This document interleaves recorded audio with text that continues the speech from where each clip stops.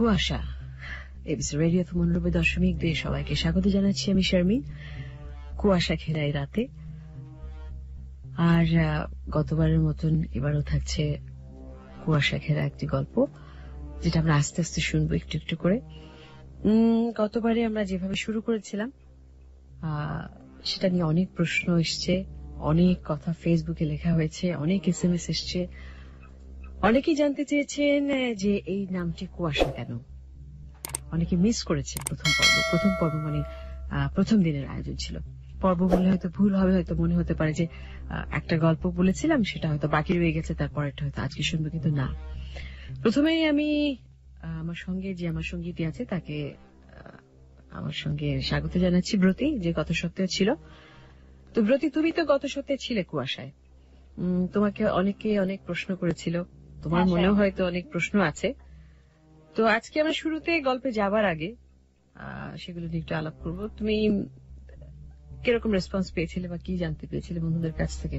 বন্ধুদের কথায় তো যাবই শারমিন, তার আগে সবাইকে একবার আমার পক্ষ থেকেও স্বাগত জানিয়ে নিচ্ছি এবিসি রেডিও FM ৯৯.২ এবং এবিসি রেডিও BD.FM এ। এবং প্রথম প্রশ্নটা আমার তোমার কাছে, সেটা হচ্ছে কুয়াশা কি এবং কেন? এটা নাম নিয়ে বন্ধুদের মধ্যে অনেক রকমের প্রশ্ন। কেউ বলছে রহস্যের কথা, কেউ বলছে ভূত প্রেত আত্মা, মানে এরকম অলৌকিক কিছুর কথা। তো সব মিলিয়ে আমার প্রশ্ন হচ্ছে কুয়াশা কোথা থেকে এলো এবং কেন এলো? কুয়াশা বলতে যেটা আমরা বুঝি, শীতকালে কুয়াশা পড়ে, সেটা হচ্ছে ঋতুভিত্তিক একটা ব্যাপার। কিন্তু মানুষের জীবনে কিন্তু কুয়াশা থাকে। প্রত্যেকটা মানুষ আছে যার জীবনে একটা রহস্য থাকে। প্রত্যেকে এমন কোন মানুষ আছে কি বলতে পারো যার জীবনে কোনো রহস্যের কোনো ঘটনা নেই, বা সে কখনো কোনো রহস্যের মধ্যে দিয়ে যায়নি। এমনকি রহস্য না থাকলেও রহস্যের প্রতি সে আকৃষ্ট হয়েছে।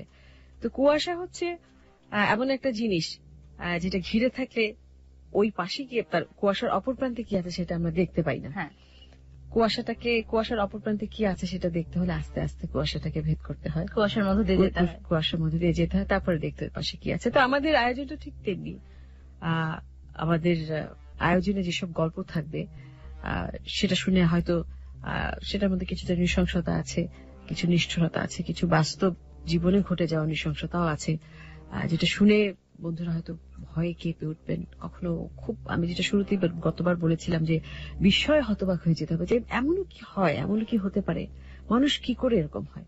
আমরা দুরকম মানুষ দেখি ব্রতী। আমরা একটা খুব ভালো মানুষ দেখছি, হয়তো আমাদের পাশের বাড়িতে থাকে বা আমার পাশের খুব একটা কাছের মানুষ, তাকে আমরা দেখি সকাল 10টা 5 সে অফিস করছে, একটা খুব সাধারণ জীবন যাপন করছে, গোছানো জীবন। হঠাৎ একদিন জানতে পারলাম যে সেই মানুষটা একজন ভয়ঙ্কর, একজন নিষ্ঠুর একজন মানুষ। এবং সেটা জানতে গেলেও কিন্তু সেটাও কিন্তু এক ধরনের কুয়াশা, ধোঁয়াশার মধ্যে আমরা ছিলাম। তখন মনে হবে যে এই মানুষটা, পাশের মানুষটা যেরকম ছিল সেটা তো কখনো আমরা জানতে পারি, তার একটা অজানা রূপ হঠাৎ করে আমাদের সামনে চলে আসে। তো সেরকম নানা ঘটনা আমাকে অনেকে প্রশ্ন করেছেন, যেটা ব্রতী বলছিল যে আমাদের প্রমোশনে মনে হয়েছে ভূতের বা ভয়ের কিছু নাকি, ভৌতিক কিছু নাকি। ভৌতিক কিছু থাকতে পারে, সেরকম গল্প হয়তো আসবে। রহস্য তো ভৌতিক বা ভূতের মধ্যেও আছে। আর ভয় যে শুধু ভূতের গল্পে থাকে তা কিন্তু না। আমরা খুনের ঘটনা যখন শুনি, কোনো লোমহর্ষক জিনিস আমরা যখন শুনি, আমরা কিন্তু তখনও কিন্তু ভয় পাই। সেটাই। আর ভয়টা যে শুধুমাত্র ভূত প্রেত, যেটা শারমিন বলছিলেন, সেরকম না। আমাদের বাস্তব জীবনে অনেক সময় এমন ঘটনা ঘটে যায় যেটার উত্তর হয়তো আমাদের কাছে থাকে না। আবার দেখা যায় কখনো উত্তরটা জেনেই আমরা এত বেশি অবাক হয়ে যাই যে সেটা কিভাবে এতটা ভৌতিক হতে পারে। বাস্তবতাও কিন্তু ভৌতিক হতে পারে, আমার যেটা মনে হয়। অবশ্যই। আর আরেকটা কথা হচ্ছে যে অনেক বন্ধু প্রশ্ন করেছেন যে আমরা যে গত এপিসোডে আমরা আমরা দেখিয়েছিলাম না, আসলে এমন ভাবে আমরা উপস্থাপন করেছিলাম, আমার মনে সবাই সেটা দেখতে পেয়েছিল। চোখ বন্ধ করে যারা শুনেছেন, আমি নিশ্চিন্তে এক বাক্যে বলতে পারি যে তারা দেখেছেন একটা ঘটনা, একটা ছবি দেখেছেন। তো যেটা বলছিলাম যে অনেকে প্রশ্ন করেছিল যে গতবারে যে আমাদের ঘটনাটা ছিল ফারজানা সম্পর্কে অনেকের কৌতূহল ছিল, অনেক প্রশ্ন ছিল।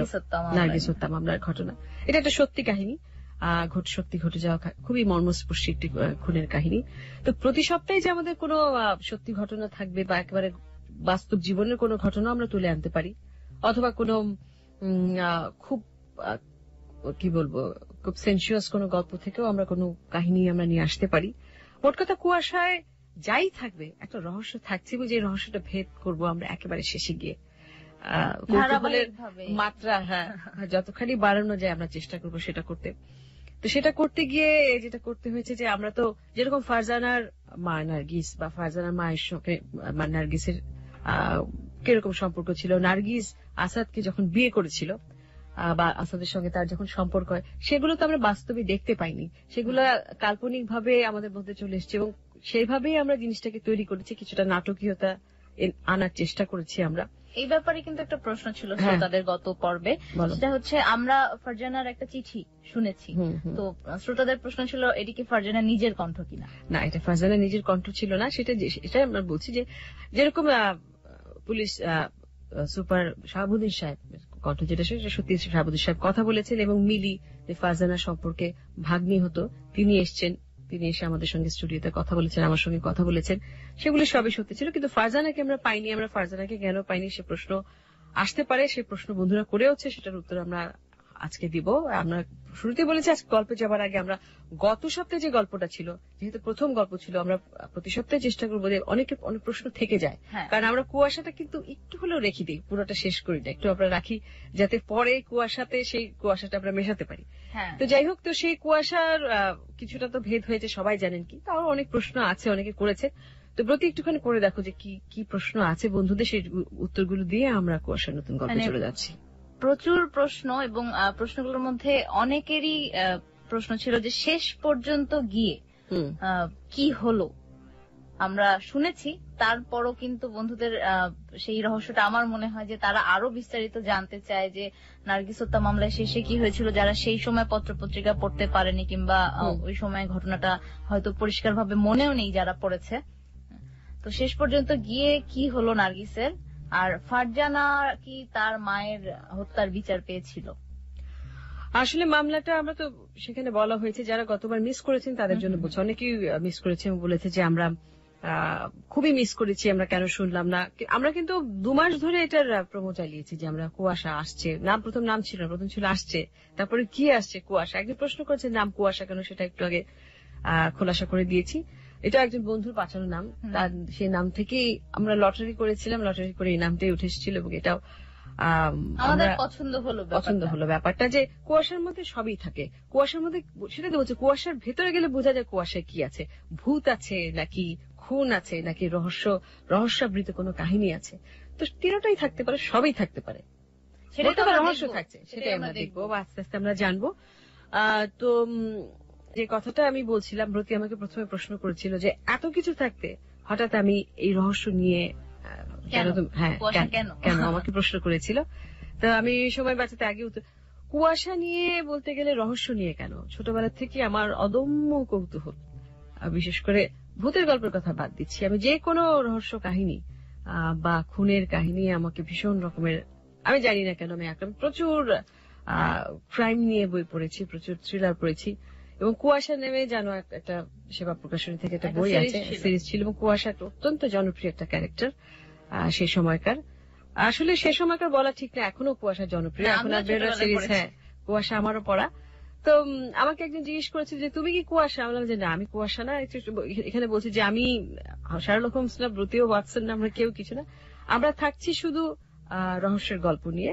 আবারও বলছি, বিভ্রান্ত হবেন না কেউ, শুধু ভূতের গল্প প্রমোতে চিৎকার কি শুধু ভূতের ভয় পেলেই মানুষ চিৎকার দেয়? মানুষের ভয়ও কিন্তু মানুষের ভয় চিৎকার, একটা পোকা দেখলেও কিন্তু আমরা ভয় পাই, আমরা একটা ছোট্ট একটা পোকা দেখি, অনেক সময় একটা পোকাও কিন্তু অনেক বড় একটা ভীতিকর কারণ হতে পারে, একটা খুনেও কিন্তু মানুষ চিৎকার করে। সুতরাং ভূত দেখলে যে শুধু চিৎকার করবে তা না। আর অনেক বন্ধু লিখেছেন সাউন্ড এফেক্টের কথা, প্রশংসা করেছেন অনেকে, আমাদের শব্দ বিভাগ আমাদের যারা আছেন তাদের জন্য পরিশ্রমিক কাজ। তো ঠিক আছে, আমরা যদি কোনো প্রশ্ন থাকে ব্রতি আমার ফ্যান পেজে, এবিসি ফ্যান পেজ এবং আর যে শামিরের ফ্যান পেজে অনেকগুলো প্রশ্ন আছে গত সপ্তাহে ফারজানাকে নিয়ে। হ্যাঁ, এবং ইমতিয়াজ আহমেদ রিফাত জানতে চাইছিল যে তার এইচএসসি পরীক্ষা চলছে, সেজন্য পুরোটা শুনতে পারেনি। শাহাবুদ্দিন সাহেব মানে যিনি ওই কেসের আর কি তদন্ত কর্মকর্তা ছিলেন, উনি ট্রান্সফার হয়ে যাওয়ার পরে কি মামলা প্রসেস ছিল আর খুনিদের কি ধরা সম্ভব হয়েছিল কিনা শেষ পর্যন্ত? উনি যতটুকু করার অধিকাংশ কাজে কিন্তু শাহাবুদ্দিন সাহেব গত সপ্তাহে শুনতে পারেনি, শাহাবুদ্দিন সাহেব করে গেছিলেন। বিশেষ করে শাহাবুদ্দিন সাহেবের এই কাজ করার পিছনে তার সততা তো ছিলই। তিনি একজন অত্যন্ত সৎ পুলিশ অফিসার। বর্তমানে তার পোস্টিং হচ্ছে মুন্সিগঞ্জে। মুন্সিগঞ্জ থেকে তার সঙ্গে আমার কথা হয়েছে। তিনি ডিএনএ টেস্টের আগ পর্যন্ত নার্গিসকে যেখানে মেরে পুঁতে ফেলা হয় সেখান থেকে তার লাশ তো ছিল না, ও কঙ্কালের কিছু অংশ বিশেষ পাওয়া যায়, সেটা উঠানোর পর্যন্ত তিনি সেখানেও ছিলেন।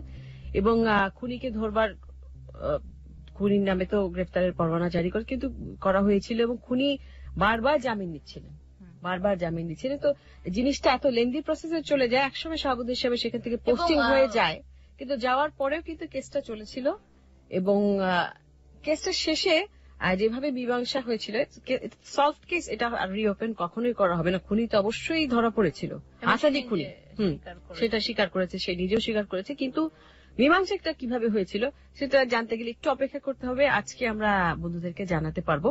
সেটা হচ্ছে কিছুক্ষণ পরে আমরা এই বিষয় নিয়ে আরো কিছু প্রশ্ন আছে, সেই প্রশ্নের উত্তরগুলি দিয়ে নিই, তারপরে যে কাজটা করব সেটা একটু পরে বলছি।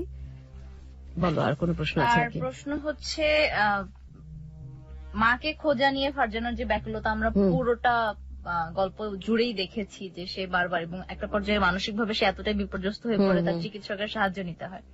তো নিহত মায়ের হত্যাকারীর শাস্তির ব্যাপারে কিন্তু তা সেরকম জোর দেখা যায়নি। আমরা তার কাজিন মিলি, যার কাছে সে ছিল, তার মুখে যতদূর শুনেছি যে হত্যার বিচার দেখেছি যে শেষ পর্যন্ত মাকে খুঁজে পাওয়ার পরে তার সেই উৎসাহটা অনেকখানি ভাটা পড়ে যায় এবং অনেকদিন অসুস্থ ছিল, অনেকদিন অসুস্থ ছিল। সে প্রথম আগে যখন তার মাকে সে পাচ্ছিল না, এবং একটা পর্যায়ে যে পর্বটা আমরা করেছিলাম গত সপ্তাহে, সেখানে একটা জিনিস আমাদের তো অনেক এডিট করতে হয়েছে, অনেক কিছু, সেই অংশটা বাদ পড়ে গেছিল, সেটা আমি বলছি। ফারজানার সঙ্গে যখন ফারজানার মায়ের শেষ দেখা হয় মিলির বাড়িতেই, সেখানে একটা কথা ছিল, সেই জায়গাটা আমরা নিয়ে আসতে পারিনি, বাদ দিতে হয়েছে কিছুটা অংশ। যে ফারজানাকে দেখতে গিয়েছিল তার মা, তার ভিতরে একটা তীব্র অভিমান ছিল যে তার মা তাকে ছেড়ে চলে গিয়েছিল। সেখানে মিলি বলছিলেন যে ফারজানা দরজার আড়াল থেকে তার মাকে দেখছিল আর কাঁদছিল, কিন্তু তার বোন যে মিলি তাকে বারবার বলছে যে তুমি আসো, তুমি যাও। সে তার মিলিকে মেজদি বলে ডাকতে বলছে, না মেজদি আমি যাবো না মার কাছে, কিন্তু সে দূর থেকে সে মাকে দেখছে। সেটাই ছিল শেষ দেখা তার মায়ের সঙ্গে, এবং তার মা খুব বিপর্যস্ত অবস্থায়, তাকে সে ব্লেড দিয়ে তার মাথায় আশা চিড়ে দিয়েছিল এবং তার মধ্যে সে লবণ ছিটিয়ে দিয়েছিল। ভয়াবহ একটা বিষয়। এই লোমহর্ষক ব্যাপারগুলো, এগুলো আমরা আনতে চাইনি, যার জন্য ওই অংশটা বাদ দিতে আমি আজকে বলতে বাধ্য হচ্ছি। তো তখন দেখা গেছে যে ফারজানা যখন চলে গেল, তার মা আর আসছে না, বছরের পর বছর চলে যাচ্ছে, আস্তে আস্তে আস্তে তার হিস্টোরিয়া হয়ে গেল। শাহাবুদ্দিন সাহেবকে তখন সে চিঠি লিখলো এবং সে সারাক্ষণ, আমরা গত সপ্তাহে যারা শোনেনি তাদেরকে বলছি, আসাদের সাথেও গিয়ে দেখাও করেছিল, সেটাও করেছিল, কিন্তু সে বারবার বলতো যে আমি যদি একবার আমার মা জানতাম কোথায় আছে। সে আসাদকে এটা বলেছিল যে আমার মাকে যদি আপনি বিদেশ পাঠিয়ে দিয়ে থাকেন তাহলে আমাকে ইন্টারনেটের মাধ্যমে যোগাযোগ করি, আমি একবার শুধু জানতে চাই, আমি একবার তার গলাটা শুনবো, আমি একবার তাকে দেখবো, আবার মারা গেলেও তার কবরটা কোথায় আছে আমি একবার জিয়ারত করে আসবো, সেরকম কথাও সে একবার বলেছিল। কিন্তু আসাদ কোনো সদুত্তর দেয়নি। তখন বাধ্য হয়ে সে শরণাপন্ন হয় পুলিশ সুপার শাহাবুদ্দিন সাহেবের কাছে। তিনি তখন নরসিংদীতে ছিলেন, তার পোস্টিং সেখানে ছিল। শাহাবুদ্দিন সাহেব যখন প্রথম দেখেন, একটা তো ছিল তারও হয়তো সেই বয়সী কোনো মেয়ে ছিল, বা তার হয়তো মেয়ে আছে, সন্তান আছে, চিঠিটা তাকে খুব নাড়া দিয়েছিল, তার মানে ভীষণ স্পর্শ করেছিল।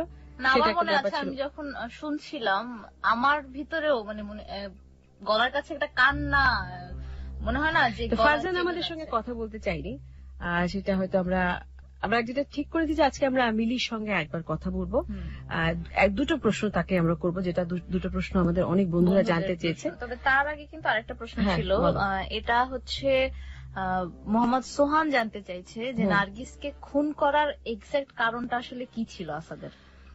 নার্গিসকে খুন করার এক্সাক্ট কারণটা ছিল আসাদের, সে আসলে প্রথমত নার্গিসের রূপে সে আকৃষ্ট হয়েছিল, নার্গিসকে বিয়ে করেছিল, কিন্তু তার মূল উদ্দেশ্য ছিল অন্য কিছু চরিতার্থ করার, যে নার্গিসকে দিয়ে সে ব্যবসা করাবে, যেটা ধারণা করা অনৈতিক কোনো কাজ করাবে, বা নার্গিসকে সে ইউজ করবে, বেসিক্যালি সেটাই তার প্ল্যান ছিল।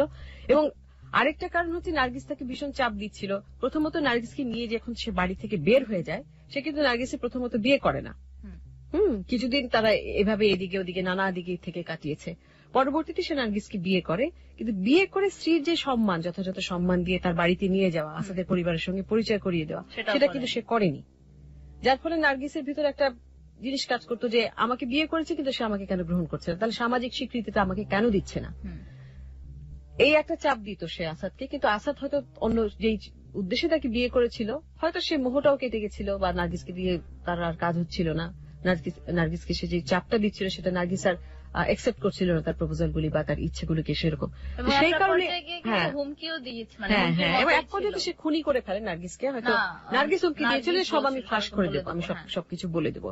তো সেটাই একটা কারণ ধরা যায়। আর যেহেতু আসামি আইনের ফাঁক ফোকর দিয়ে হোক বা যেভাবে হোক আসামি কিভাবে মীমাংসা হলো ব্যাপারটা বা চলে গেল আমরা বলেছি, সব বলেছি, কিন্তু তারপর পারিবারিক ভাবে সমঝোতা হয় একটা, হয়তো কিছু করবারও ছিল না, কারণ আমরা কোনোভাবেই ফারজানাকে কিন্তু আমাদের আয়োজনে নিয়ে আসতে পারিনি। যদিও মিলি যথেষ্ট বোল্ড সাহসী একজন মহিলা, তাকে আমি ধন্যবাদ জানাতে চাই, এবং তার কারণেই কিন্তু নার্গিস হত্যা মামলাটি সবার কাছে সবার সামনে চলে আসে। উনি যদি উদ্যোগ না নিত, পরিবারের বিরুদ্ধে গিয়ে কিন্তু তিনি উদ্যোগ নিয়েছেন। আমার তার একটা কথা ভীষণ ভালো লেগেছে যে ফারজানা যদি একবার বলতো মেজদি আমি এই হত্যার বিচার চাই, তাহলে আমি যেভাবেই হোক পরিবার ত্যাগ করে হলেও আমি, এই কথাটা তিনি বলেছিলেন যে আমি যদি পরিবারও ত্যাগ করতে হয় সবার সঙ্গে, এবং সে অত্যন্ত সাহসী মহিলা, এবং আমি মনে করি যে সে যে কাজটা করেছে অন্য কেউ থাকলে হয়তো সেটা করতো না, কারণ নার্গিসের কিন্তু একটা নেগেটিভ ইম্প্যাক্ট তৈরি হয়েছিল পুরো নরসিংদীতে। নরসিংদীর আরো একজনের সঙ্গে আমরা কথা বলতে চেয়েছিলাম, সামহাও পরে তার সঙ্গে কথা হয়নি, ঘর পরিবার ছেড়ে যাওয়ার ব্যাপার, এবং তার সম্পর্কে খুব একটা ভালো কথা বলেনি। তো নার্গিস ব্যক্তিগত জীবনে কেমন ছিল সেটা কোনো বড় কথা নয়, সে একটা খুব জঘন্য হত্যাকাণ্ডের শিকার হয়েছে, সে নিহত হয়ে গেছে। আমাদের মূল উদ্দেশ্য ছিল সেই ঘটনাটা সবার সামনে তুলে ধরা। তো ব্রতি আমরা আমাদের গল্পেও যেতে হবে, কিন্তু তার আগে আরো যদি কোনো প্রশ্ন থাকে তুমি করতে পারো। গত সপ্তাহের প্রচুর প্রশ্ন, এবং বেশিরভাগ প্রশ্নের ধরনই এক, মানে বন্ধুদের মূল কথা হচ্ছে ফারজানা এখন কোথায় আছে, কেমন আছে এটা জানতে চাই। আর গল্পের মাঝখানে আমরা ফারজানার একজন বোনের কথা শুনেছিলাম, বন্যা, তো সেই যে কিনা নার্গিস এবং আসাদের মেয়ে ছিল বেসিক্যালি, তো তারপরে কি হয়েছিল, এই দুটো প্রশ্ন আমরা কি ঘুরে এসে এই প্রশ্নগুলোর উত্তর শুনবো? ঘুরে এসে শুনবো, কিন্তু তার আগে আমি একটা খুব চমৎকার একটা মেসেজ আছে আমার ফেসবুক পেজে, একজন আমাদের নতুন শ্রোতা এনবি মানসুর, তিনি লিখে পাঠিয়েছেন, কিন্তু আমি এই মুহূর্তে ঠিক খুঁজে পাচ্ছি না। তুমি দেখো তোমার ওখানে তুমি খুঁজে পাও কিনা, তাহলে আমি একটু পড়তে পারি।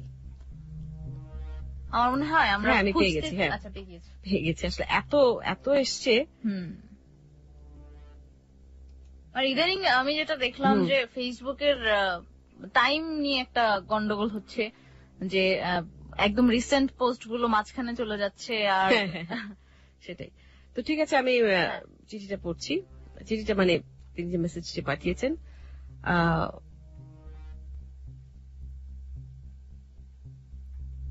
আচ্ছা আরেকটু অপেক্ষা করতে হবে। এটা হচ্ছে যন্ত্রের যন্ত্রণা। হ্যাঁ, যন্ত্রের যন্ত্রণা পোহাতে হচ্ছে। আমি একটু দেখছি। এনবি মানসুর, হ্যাঁ এনবি মানসুর, তিনি লিখেছেন, আচ্ছা একটু দেরিতে হলেও তোমাকে এবং পুরো কুয়াশা টিমকে অভিনন্দন জানাচ্ছি এমন একটা অভিনব অনুষ্ঠানের জন্য।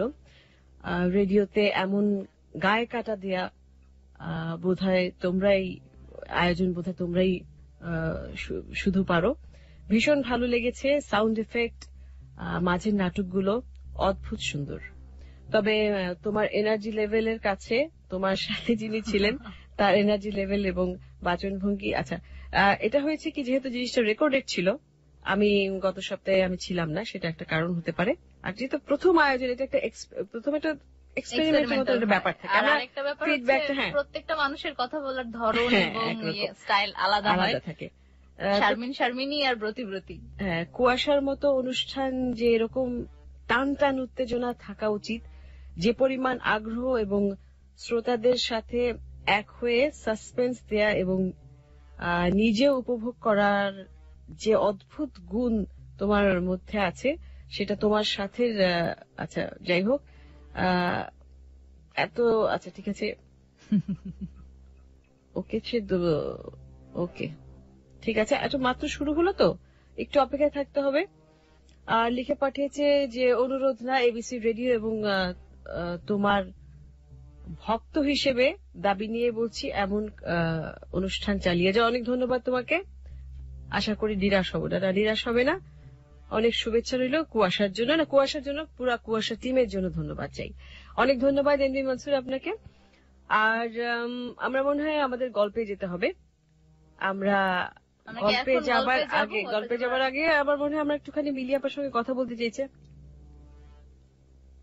আমরা মিলি আপার সাথে কথা বলতে পারি, তবে তার আগে আমরা একটু মিলি আপাকে ফোনে ধরতে আমরা একটু বিজ্ঞাপন বিরতি বরঞ্চ নিয়ে নিই। আমরা ছোট্ট বিজ্ঞাপন বিরতি নিয়ে ফিরছি।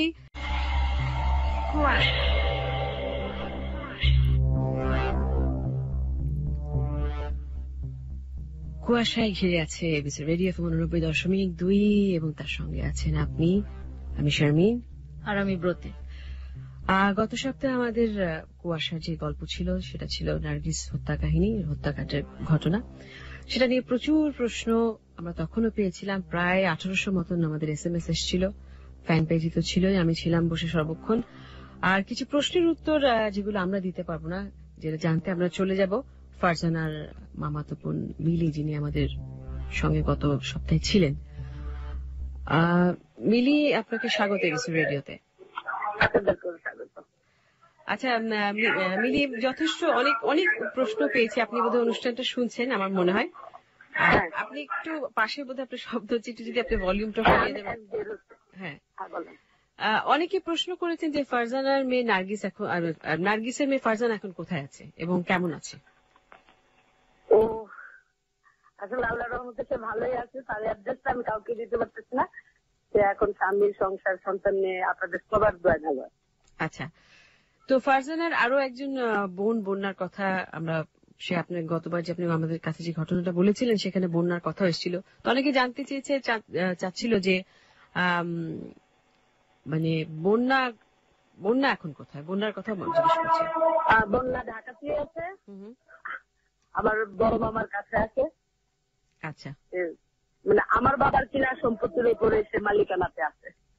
আচ্ছা, বলতে খুব লজ্জাও লাগে, কষ্টও লাগে।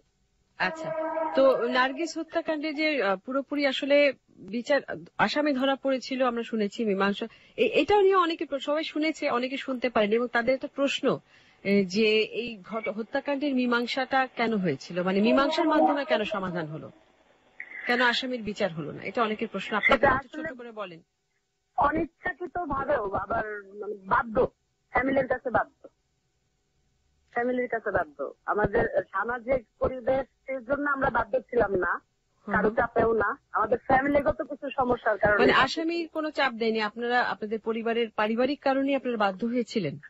হ্যাঁ, আসামির চাপটা ছিল প্রথম দিকে, কিন্তু শেষ বা মাঝামাঝি সময় আসামির চাপে আর কোনো কিছু মানে কাবু করার মতো কিছু ছিল না। আচ্ছা আচ্ছা, আর চাপটা ওরকমই ছিল, আসামির পক্ষে চাপটাও ছিল আমার ফ্যামিলির উপর, ডাইরেক্ট আমার উপর ছিল না। আচ্ছা, সেজন্য ফ্যামিলি আর কি।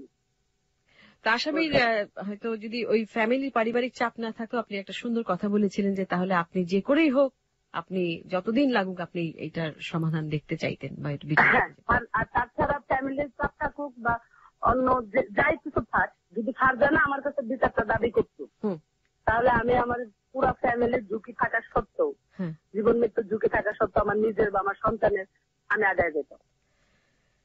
মিলি, আপনাকে অনেক ধন্যবাদ আরো একবার আমাদের সঙ্গে কথা বলার জন্য। সবাইকে ধন্যবাদ, আর কুয়াশার সঙ্গে থাকবেন সবসময়। ধন্যবাদ আপনাকে। ধন্যবাদ। তারপরে এতক্ষণ শুনছিলাম আবার মিলির মুখে আমরা শুনলাম শ্রোতাদের জন্য যে কি হয়েছিল, পারিবারিক কারণে, পারিবারিক চাপের কারণেই তাদেরকে মীমাংসা যেতে হয়েছে। যাই হোক, অত বিস্তারিত ঘটনা আমরা যাব না, আমাদের মূল উদ্দেশ্য ছিল পুরো ঘটনাটা আপনাদের সামনে তুলে ধরবার। তো সময় হয়ে গেছে এখন আজকে কুয়াশার যে গল্প, সে গল্পের আজকের গল্প কি আছে, অপেক্ষা করতে হবে তোমাকে। ব্রতিও জানে না আজকের গল্পে কি আছে। সবচেয়ে মজার বিষয় হচ্ছে যে ব্রতি এই আয়োজনে আমার সঙ্গে আছে, কিন্তু ব্রতিও জানে না। তো গল্পটা এখন শুরু করব আমি। আজকে কুয়াশার যে গল্প, কিচ্ছু বলবো না, সবাই খুব খুব মনোযোগ দিয়ে দরকার হলে বাতিটা নিভিয়ে ফেলতে পারেন আমার সঙ্গে থাকবার জন্য। ভয় কার কত সাহস সেটা আমার জানার দরকার নেই, তবে ভয় বোধহয় পেতেই হবে। সঙ্গে থাকতে থাকতেই বোঝা যাবে। হ্যাঁ, সঙ্গে থাকুন। আর লেখা, কিসের লেখা? আমাদেরকে তো আচ্ছা, আমি এত গল্পের মধ্যে নিমগ্ন হয়ে গেছি যে আমি বলতে ভুলে গেছি, এই গল্পটা শুনতে শুনতে যদি কোনো প্রশ্ন থাকে কিছু জানবার থাকে, জানাবার থাকে, আমাদেরকে লিখতে হবে যে কোনো মোবাইল ফোন থেকে 8920 এই নাম্বারে। abcradiobd.fm এ যারা বসে শুনছেন অনলাইনে, তারা অনলাইনে SMS পাঠাতে পারেন, আর যে শারমিনের ফ্যান পেজে লিখে পাঠাতে পারেন। ABC রেডিও FM 89.2 যে পেজ আছে সেখানে লিখতে পারেন। শুরু হচ্ছে আজকের কাহিনী। সবাই খুব মন দিয়ে একেবারে চুপচাপ হয়ে নিঃশব্দে গল্প শুনুন।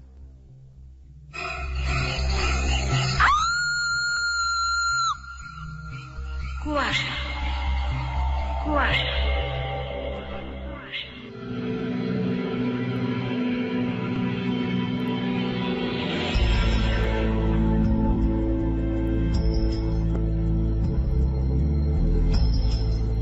আজকে কুয়াশায় যে গল্পটা আমি বলবো, এই গল্পটা আমি শুনেছিলাম আমার এক পরিচিত পুলিশ অফিসারের কাছ থেকে। কিছুদিন আগে একটা দাওয়াতে তার সঙ্গে আমার আলাপ হয়েছিল। অর্থাৎ আমার এক দুঃসম্পর্কে চাচা আছেন, তিনি সেই পুলিশ অফিসারের পরিচিত। তো সেই দাওয়াতেই চাচার মাধ্যমে আমার সঙ্গে সেই পুলিশ অফিসারের পরিচয় হয়।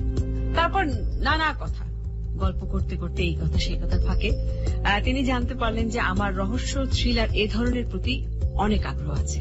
তো তিনি সেই অনুষ্ঠানে আড্ডা দিতে দিতেই আমাকে এই গল্পটা বলেছিলেন। মজার ব্যাপার হচ্ছে যে গল্পটা বলার আগেই তিনি আমাকে বলেছিলেন যে এই গল্পে যে রহস্য আছে সেটা তিনি এখন পর্যন্ত যতজনকে বলেছেন কেউ তার সমাধান করতে পারেনি বা সমাধান দিতে পারেনি। আমাকে বলেছিলেন তুমি শুনে দেখো কোনো সমাধান করতে পারো কিনা। পুরো গল্পটা আমি শুনে সেই রহস্যের কোনো সমাধান করতে পারিনি সেদিন। দেখি আজ শ্রোতাদের বলে তারা কোনো সমাধান করতে পারেন কিনা। তাহলে শুরু করা যাক। আজকে আমাদের গল্পটা যাকে নিয়ে, তার নাম হচ্ছে আব্দুল গনি। গনি সাহেব পুলিশে চাকরি করতেন অনেক আগে, 80-র দশকের একেবারে শুরুর দিকে। তিনি যখন প্রথম পুলিশে জয়েন করেন তখন তার পোস্টিং ছিল কুমিল্লায়। তার দেশের বাড়ি ব্রাহ্মণবাড়িয়ায়, কুমিল্লা থেকে খুব একটা দূরে নয়, কাছেই। ফলে বাড়িতে আসা যাওয়া করতে পারতেন নিয়মিত। কুমিল্লা শহরে তার পোস্টিংটা তাই তার খুবই ভালো লেগেছিল, কারণ তার একেবারে বাড়ির পাশে, সহজে যাওয়া আসা করা যায়, কোনো ঝামেলা নেই। দূরে হলে হয়তো পরিবারের সঙ্গে তার একটা দূরত্ব থাকতো, আসা যাওয়া করতে পারতেন না, তাই তার এই পোস্টিংটা তার বেশ পছন্দেরই ছিল। চাকরি করতে করতে এক সময় তার শহরের প্রতি এক ধরনের মায়া তৈরি হলো। অর্থাৎ এই কুমিল্লা শহরের প্রতি তার একটা মায়া জন্মালো। অনেক মানুষের সঙ্গে পরিচয় হলো তার সেখানে। এইভাবে প্রায় 7 বছর তিনি সেখানে চাকরি করেন। তারপর তার অবশ্য পোস্টিং হয়ে যায় অন্য এক জেলায়, সেখান থেকে আবার অন্য এক জায়গায়। তবে চাকরি জীবনের শেষ দিকে তিনি আবার ফিরে আসেন কুমিল্লাতেই। এবার অবশ্য নিজেই ইচ্ছে করে তদবির করে কুমিল্লায় পোস্টিং নিয়েছিলেন। কিন্তু এবার অবশ্য ব্যাপারটা একটু অন্যরকম। এবার অবশ্য নিজে ইচ্ছা করে চেষ্টা তদবির করে নানা মানুষকে ধরে কুমিল্লায় পোস্টিং নিয়েছিলেন। কারণ তার ইচ্ছা ছিল, যেহেতু এই শহরে তার সবকিছু খুব আপন এবং তার চাকরির প্রথম পোস্টিংই ছিল এই শহরে, অনেক স্মৃতি আছে এই শহরে, তার কিছু পরিচিত মানুষ তো আছেই, আর এই শহরের প্রতি তার একটা অন্যরকম মায়া ছিল। তাই এখানে তিনি তার জীবনের শেষ সময়টা কাটাবেন বলে ঠিক করলেন। তিনি সেখানে ছোটখাটো একটি বাড়ি কিনলেন। রিটায়ারমেন্টের পর তিনি সেই বাড়িতেই থাকতেন। এই ফাঁকে আমরা আব্দুল গনি সাহেবের ব্যক্তিগত জীবন সম্পর্কে কিছু কথা বলে নেই। গনি সাহেবের এক ছেলে এক মেয়ে, দুজনেরই বিয়ে হয়ে গেছে। ছেলেটা ইন্টারমিডিয়েটের পর পড়াশোনা করছে দেশের বাইরে, তারপরে সেখানে বিয়ে করে সেটেল হয়ে গেছে। আর মেয়ে তার কাছেই থাকতো, কিন্তু কিছুদিন আগে বিয়ে হয়ে যাওয়ায় সেও তার স্বামী নিয়ে ঢাকায় থাকে। বাড়িতে থাকতেন কেবল গনি সাহেব, তার স্ত্রী আর দুজন কাজের লোক। তো যে গল্পটা আমরা আজকে বলবো সেটা ঘটেছিল গনি সাহেব যখন দ্বিতীয়বার পোস্টিং হয়ে কুমিল্লায় আসেন, তার কিছুদিন পরের ঘটনা। এই বছর কয়েক আগের কথা। তিনি তখন কুমিল্লা সদর থানার ওসি। তার কয়েকটা খুব ভালো গুণ ছিল। তার মধ্যে একটা হচ্ছে তিনি অত্যন্ত বুদ্ধিমান ছিলেন, খুব পরিশ্রম করতে পারতেন, সৎ ছিলেন, আর সবচেয়ে বড় যেটা হচ্ছে কোনো অন্যায় তিনি সহ্য করতে পারতেন না। কখনো কারো কাছ থেকে ঘুষ নিতেন না, কারো কোনো অন্যায় রিকোয়েস্ট করলে সেটা শুনতেন না। তার আরেকটা অভ্যাস ছিল, সেটা খুবই ইন্টারেস্টিং। তিনি মাঝে মাঝে পুলিশের জিপ নিয়ে রাতের বেলা কাউকে কিচ্ছু না জানিয়ে বেরিয়ে যেতেন। শহরের অলি গলি চক্কর দিতেন, ঘুরে বেড়াতেন, কোথাও কেউ কোনো ঝামেলা করছেন কিনা সেটা দেখতেন। এটা কিন্তু তার ডিউটির বাইরের একটা কাজ ছিল, এটা তিনি তার সততা থেকেই করতেন। তো ঘটনাটা শুরু হয়েছিল তেমনি এক রাতে, যে রাতের গল্প আজকে আমি বলবো। সেদিন গনি সাহেব রাতে খাওয়ার পর কিছুক্ষণ রেস্ট নিয়ে তারপর প্রতিদিনকার মতন জিপ নিয়ে বের হলেন একা একা শহরে, যে একটা টহল দিতে, যেটা তিনি প্রতিদিন করে থাকেন রাতে খাবারের পর। তো গাড়ি নিয়ে ঘুরতে ঘুরতে তিনি শহরের একেবারে শেষ প্রান্তে চলে এলেন। শহরের শেষ প্রান্তে মানে তেমন একটি জায়গায় যেখানে জনবসতি খুবই কম এবং খুবই নির্জন একটি জায়গা। তবে জায়গাটার আরো একটা ব্যাপার আছে, সেটা হচ্ছে জায়গাটা আগে থেকেই একটু অপরাধ প্রবণ, মানে বিভিন্ন ধরনের অপরাধী, ড্রাগ অ্যাডিক্টস, বন্ধুদের খোঁজ খবর বা তারা সেখানে আড্ডা টাড্ডা মারত, সেরকম একটা জায়গা। যেহেতু জায়গাটা খুব নির্জন ছিল, আগে বলেছি, সেখানে একটা পুরনো আমলের বাড়ির পাশ দিয়ে যাচ্ছিলেন গনি সাহেব। নিঝুম রাত, রাস্তাঘাটে মানুষজন নেই, ল্যাম্প পোস্টের আলো ছাড়া কোথাও কিচ্ছু জ্বলছে না, কোনো আলো নেই, একেবারেই নিঝুম, একেবারে গা কাটা দেয়। কোনো মানুষ একা সেই রাস্তা দিয়ে যেতে পারবে না। গনি সাহেবের অসম্ভব সাহস ছিল বলে তিনি সেই রাস্তা দিয়ে যাচ্ছেন এবং প্রতি রাতেই তিনি নিয়মিত এই কাজটা করেন। তো সে যাই হোক, রাস্তাটা খুব একটা ভালো না হয় গনি সাহেব একটু আস্তে আস্তে গাড়ি চালাচ্ছিলেন। কিছু দূর গিয়ে হঠাৎ হেডলাইটের আলো তিনি দেখতে পেলেন রাস্তার পাশে একটা মাঠের মতন ছিল, সেখানে অনেকগুলো নারিকেল আর সুপারি গাছ, আর মাঠের আরেকটা পাশে একটা পুকুর। সেই পুকুরের পাড়ের কাছাকাছি কয়েকটা লোক একটা কি যেন করছে, কিছু একটা করছে, তিনি ঠিক বুঝতে পারলেন না। এবং গাছের কারণে, যেহেতু বলেছি সুপারি গাছ এবং নারকেল গাছ ছিল সেই জায়গায়, গাছের কারণে ভালো মতো দেখা যাচ্ছে না, কিন্তু কিছু যে একটা করছে লোকগুলো সেটা কিন্তু বোঝা যাচ্ছে না। তিনি গাড়িটা আরো আস্তে করে দিলেন এবং আস্তে করে যেতে যেতে গাড়িটা যখন খুব কাছাকাছি গেল এবং লোকগুলো যখন খেয়াল করলো যে একটা জিপ আসছে, এটা দেখেই তারা কেমন যেন একটা ভয় পেয়ে গেল, একেবারে থতমত খেয়ে গেল। প্রথমে গনি সাহেব দূর থেকেই দেখতে পাইলেন যে ওখানে মোট 4 জন লোক আছে, কিন্তু জায়গাটা অন্ধকার থাকায় তাদের চেহারাগুলো তিনি ভালো মতন দেখতে পেলেন। তিনি গাড়ি থামিয়ে ওদের দিকে তাকিয়ে একটা চিৎকার দিলেন, চিৎকার দিয়ে বললেন,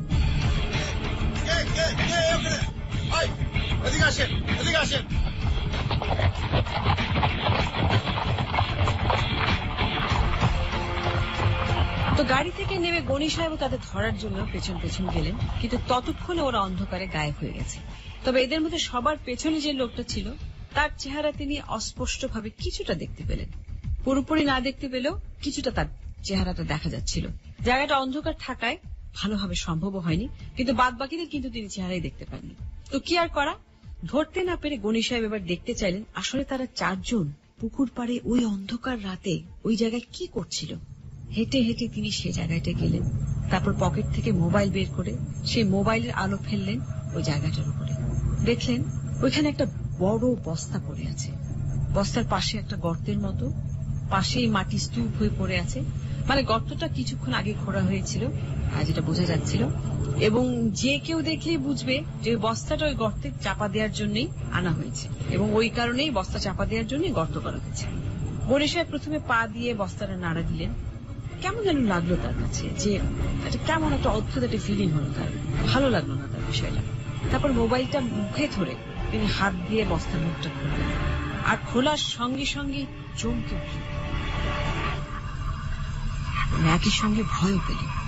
বস্তার ভেতরে একটা মেয়ের লাশ, খুব বেশি বয়স না, 24-25 মতো বয়স হবে, দেখেই বোঝা যাচ্ছে লাশটা হয়তো বেশি পুরনো হবে না।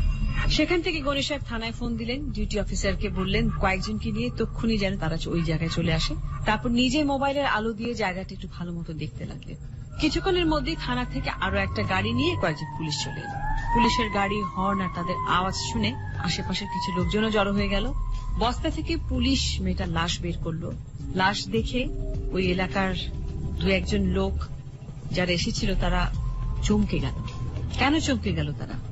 কাকে দেখতে পেয়েছিল তারা, যার চেহারা দেখে তারা চমকে গেল?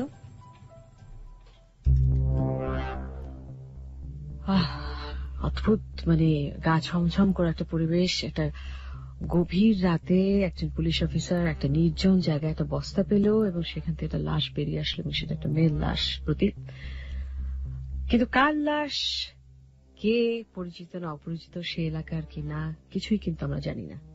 জানতে হলে সঙ্গে থাকতে হবে, সঙ্গে থাকতে হবে এবং ছোট্ট একটা বিরতির পর ফিরে আসতে হবে এবিসি রেডিও এফএম 89.2, যেখানে চলছে কুয়াশা, রহস্য ঘেরা এক গল্প চলছে। সেখানে সঙ্গে আছে শারমিন এবং ব্রতী, আর আছেন আপনারা এবং তুমি বা তোমরা। আমাদের লিখে পাঠাবার ঠিকানা যে কোনো মোবাইল ফোন থেকে 8920 ফিরে এসে পড়ছি এবং জানতে পারবো, ফিরে এসে যে লাশটি আসলেই কার ছিল সেটাকে আমরা জানতে পারবো। তার জন্য অপেক্ষা থাকতে হবে।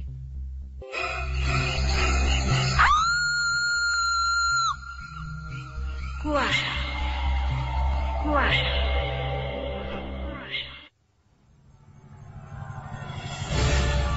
আরে এইটা তো শম্পা। দেখি দেখি সরেন তো, এইটা তো শম্পা, শরীফের বউ। শম্পা, শরীফের বউই তো এটা।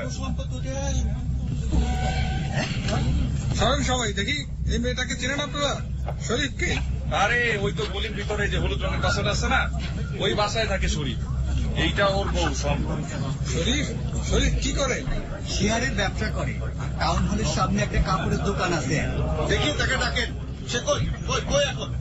আরে তো মনে হয় এখন বাসায় পাইবেন না, সে সারা রাত ক্লাবে বসে জুয়া খেলে আর মদ খায়। কোন ক্লাবে? ওই যে প্রগতি সবুজ সংঘ, বেশি দূর না, 5 মিনিট লাগে এখান থেকে রিক্সায় গেলে।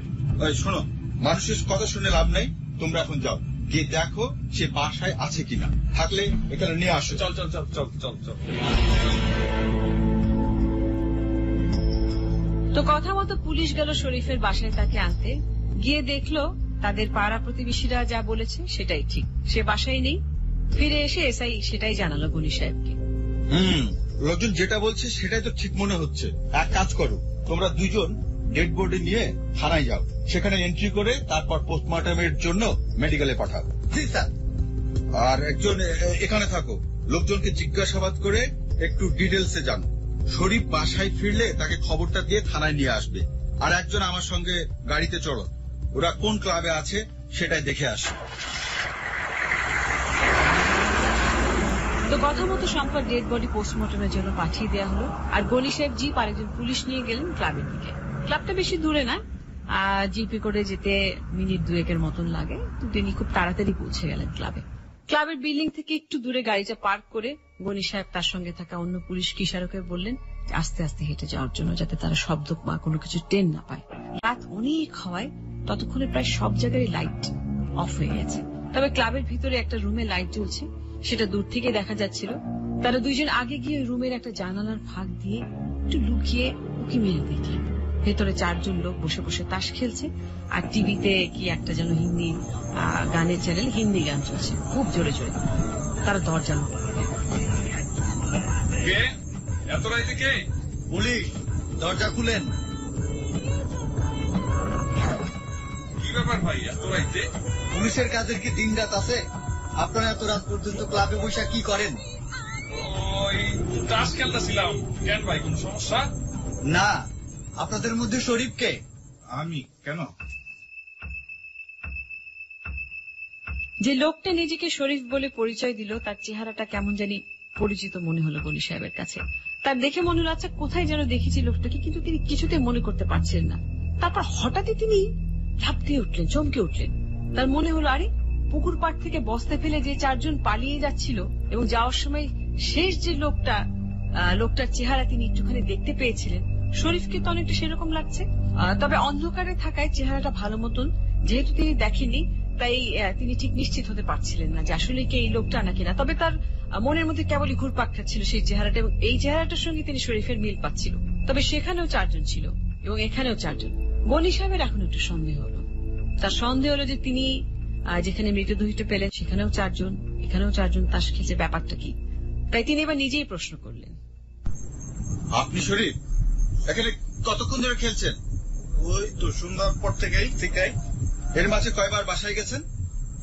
না তো, সন্ধ্যার পর থেকে এখানেই তাস খেলতেছি। আমরা 4 জন, অন্য কোথাও যাইনি। শুধু তাস না তো, মদও খাচ্ছিলেন দেখা যাচ্ছে। এগুলি মদের বোতল না? জি। আপনার বউ যে মার্ডার হয়েছে সেটা জানেন? আমার বউ তো বাসায়, সে মার্ডার হবে কেন? খুব ভালো সাজছেন না? আপনারা 4 জন ছিলেন না একটু আগে ওই পুকুর পাড়ে? আপনার বউয়ের লাশ বস্তায় ভরে মাঠের চাপা দিচ্ছিলেন। বুঝি স্যার, কি বলেন এগুলি? আমরা সন্ধ্যা থেকে এখানে বললাম না। আর আমার বউ মার্ডার হয়েছে এটা আপনাদের কে বললো? কে বলবে আবার?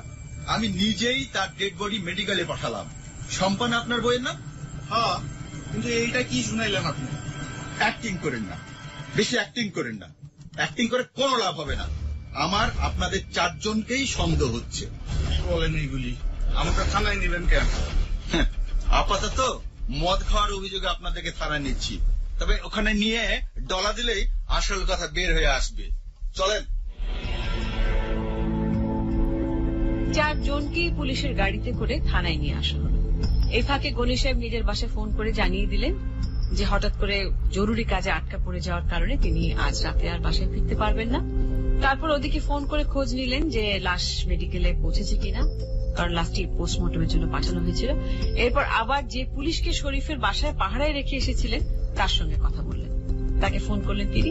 সে পুলিশ অফিসার জানালো শম্পার ব্যাপারে সে এলাকার লোকজনের সঙ্গে কথা বলেছে, শরীফের বাসায় গিয়েও ইনকোয়ারি করে এসেছে, সেখানে কেউ নেই, বাসা একদম খালি। বাসায় নাকি ওরা স্বামী স্ত্রী ছাড়া আর কেউই থাকতো না। শম্পা অসুস্থও ছিল না, সুতরাং বোঝা যাচ্ছে সে অসুস্থ হয়েও মারা যায়নি। প্রতিবেশীদের মধ্যে একজন বলল ওই দিন বিকেলেই শম্পাকে বাসার দরজায় দাঁড়িয়ে ওই এলাকায় একজন টেইলার আছেন, সেই টেইলারের মাস্টারের সঙ্গে কথা বলতে দেখেছে। তো এইসব কিছু জেনে গনি সাহেব যে 4 জনকে ধরে এনেছেন তাদের একজন একজন করে জেরা করতে শুরু করে দিলেন। তো শরীফ সাহেব আপনি কি করেন? জি, কাপড়ের ব্যবসা করি। কারণ হলে সামনে আমার একটা কাপড়ের দোকান আছে, শরীফ ফেব্রিক্স। এছাড়া টুকটাক শেয়ারের ব্যবসাও আছে। কাপড়ের ব্যবসা কয়দিন ধরে করেন? এই তো কয়েক বছর হইল। এর আগে কি করতেন? আর্মিতে ছিলাম, নন কমিশন অফিসার। তো সেই চাকরি ছাড়লেন না? সরকারি চাকরি, বেতন কম, পোষাইতো না, তাই ছেড়ে দিছি। বাসায় কে কে থাকে? আমি আর আমার বউ। ছেলে মেয়ে নাই? না, হয় নাই। বিয়ে করেছেন কয় বছর? এই তো 3 বছরের মতো। আপনার বাবা মা ভাই বোন ফ্যামিলির আর সবাই কে কোথায় থাকে? বাপ তো মারা গেছে অনেক আগে, মা গ্রামে থাকে। একটা ভাই আছে, সে গৃহস্থালি করে, তার সঙ্গেই মা থাকে। কোন গ্রাম? ধামতি। শ্বশুর বাড়ি কোথায়? এই তো কুমিল্লাতে, পুরান চৌধুরী পাড়া। ও, শহরেই। তো আপনার শ্বশুর কি করেন? কিছু করে না, ওনার একটু মাথায় সমস্যা, অনেক বছর ধরে। পাগল টাইপের, ঘরেই থাকে সবসময়, চোখে চোখে রাখতে হয়। আচ্ছা, আপনার বউয়ের সঙ্গে আপনার রিলেশন কেমন ছিল? ছিল মোটামুটি। তার মানে ভালো ছিল না, মানে মাঝে মাঝে ওরে আমার সন্দেহ হতো। কেন সন্দেহ হতো? আমি বাসায় না থাকলে তার কাছে নাকি কে কে আসে। আমি নিজে দেখি নাই কোনোদিন, কিন্তু মানুষের কাছে শুনছি। মানে আপনার বউয়ের পরকীয়া ছিল? এইটা বলতে পারবো না, তবে তাই তার কাছে এমন সব জিনিস দেখলাম যেগুলি আমি তারে কিনা দেয় নাই। কিরকম? এই ধরেন নতুন শাড়ি, গয়না, এইসব। এগুলো তো সে নিজেও কিনতে পারে না? হ্যাঁ, তা পারে, কিন্তু আমি তো তারে সংসার চালানোর বাইরে আর কোনো টাকা পয়সা দেই না। আর ওই যে বললাম না, আমি বাসায় না থাকলে তার কাছে কে যেন আসতো। তো এই কারণে কি আপনি আপনার বউকে মার্ডার করেছেন? সত্যি কইরা কই, সে মারা গেছে, এটা আমি আপনার কাছ থেকে শুনলাম। আমি তো এখনো তার লাশই দেখিনি। তো আপনি আজকে রাতে ক্লাবে ছিলেন, অন্য কোথাও আর যান নাই? মানে পুকুর পাড়ে যারা দেখলাম সেটা আপনি ছিলেন না? না সাহেব, সত্যি কথা বলতেছি, আমি সন্ধ্যার পর থেকে অন্য কোথাও যাইনি। এটা যে সত্য কথা বললেন তার প্রমাণ কি? বাকি 3 জনকে জিজ্ঞাসা করেন, তারা তো আমার সঙ্গে তাস খেলছে। আমরা 4 জনেই তো একসঙ্গে ছিলাম।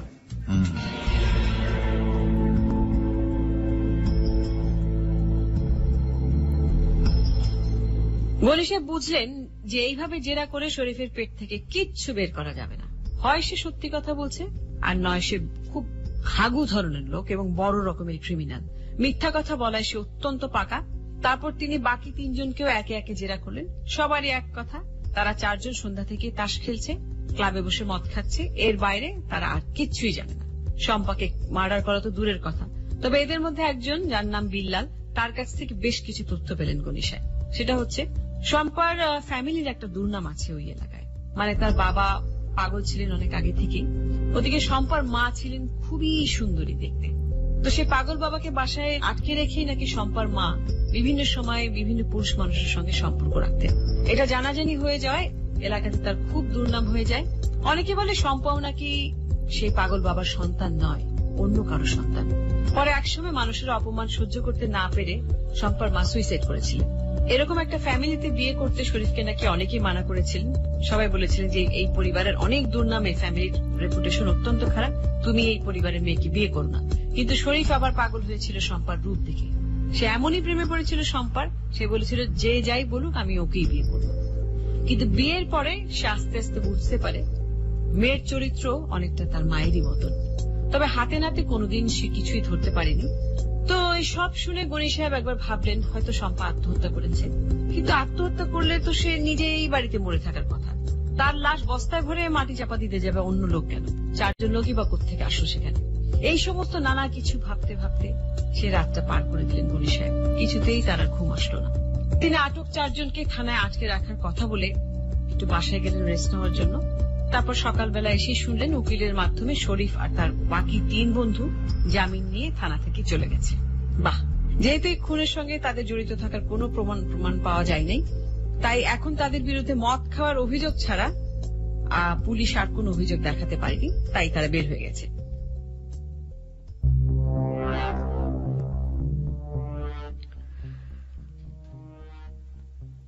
মদ খাওয়ার অভিযোগ ছাড়ার কোনো অভিযোগ নেই, তিনজনই মানে জামিনে বের হয়ে গেছে প্রতি। আর গনি সাহেব সারা রাত কি ভেবেছেন যে তিনি প্রথম লাশটা দেখতে পেয়েছিলেন এবং তিনি তারপরে সেই শরীফ অর্থাৎ যার স্ত্রী শম্পা, যার লাশ পাওয়া গেছে, প্রমাণও হয়েছে যে লাশটা শম্পারই, তাকে চিনতে পারে। হ্যাঁ, এবং তার পারিবারিক একটা ঘটনা আছে, ইতিহাস, সেটাও আমরা শুনলাম যে তার খুব একটা ভালো ওয়েল রিপুটেড ফ্যামিলি থেকে সে আসেনি, তার মা আত্মহত্যা করেছিল। তুমি এতক্ষণ যে শুনলে ঘটনাটা, কি অবস্থা তোমার বলো? আমার প্রথম প্রশ্ন যেটা, মানে সবার আগে যে খটকাটা আমার লাগে, যে গর্ত করার সময় তো আওয়াজ হবে, তখন এলাকার মানুষজন কিছুই টের পেল না। আসলে তোমাকে আমি প্রথম শুরুতেই বলেছি যে একে তো হচ্ছে আমাদের ঢাকা শহরের মধ্যে হলো একটা কথা ছিল, এটা তো নরসিংদী মোটামুটি কুমিল্লার একটা, ঢাকা থেকে বেশিক্ষণ লাগে না, 2 ঘন্টার মতনও লাগে না যদি ট্রাফিক জ্যাম না থাকে যেতে, যা খুব নির্জনিত গ্রামের কোন এলাকা, বা নরসিংদী না, দুঃখিত আমি আগের গল্পে চলে গেছি, কুমিল্লার একটা কোনো খুবই নিরিবিলি একটা জায়গা, পুকুর পাড়ে, যেখানে তো যে সময় তিনি গেছেন গনি সাহেব অত রাতে, নিরিবিলি একটা জায়গা, সে সময় তো কেউ যেত না। আমারও এই প্রশ্নটা যে সেখানে যে লাশটা ফেলে দিয়ে আসলো কখন, সেটা কিভাবে করলো। এবং একটা কথা তোমাকে এখানে বলে রাখছি, গনি সাহেব কখন গেছেন সেই সময়টা আমরা সঠিক জানি না, তিনি সাধারণত মাঝরাতের দিকে বের হয়ে যেতেন। আর ঢাকার বাইরে, মানে শহরের বাইরে তো রাতটা একটু তাড়াতাড়ি হয়ে যায়, হ্যাঁ, 8টা-9টার মধ্যেই কিন্তু একেবারে নিঝুম রাত। আমাদের শহরের মতন এত রাত জেগে এখানে থাকে না। এমন হতে পারে না যে শম্পার পরিবারে তো একটা সুইসাইডাল টেন্ডেন্সি সেটা ছিল, কিন্তু আরেকটা যেটা কথা তোমাকে আমি বলছিলাম যে তুমি যে বলছিলে যে এখানে লাশ ফেললো, খোঁড়ার শব্দ পাওয়া গেল না, কিছু গেল না, লাশটা কিন্তু খুব বেশি আগের না, সুতরাং ধরে নেওয়া যেতে পারছে কিছুক্ষণ আগেই হয়তো তাকে খুন করা হয়েছে, খুন করার পরেই জায়গাটা খোঁড়া হয়েছে, হয়তো সেই মুহূর্তে গনি সাহেব গেছেন এবং তখন হয়তো সেখানে লোকজনও ছিল না, যেটা তুমি বলছিলে যে ঢাকা শহরের বাইরে খুব তাড়াতাড়ি কিন্তু রাত হয়ে যায়। আর একটা কি যেন প্রশ্ন, হ্যাঁ, যেটা মানে খুনই যে হয়েছে, মেয়েটা যে খুন হয়েছে শম্পা, যেটা আশেপাশের লোকজন তাকে রিকগনাইজ করলো যে সেটা হচ্ছে শম্পা, শরীফের স্ত্রী।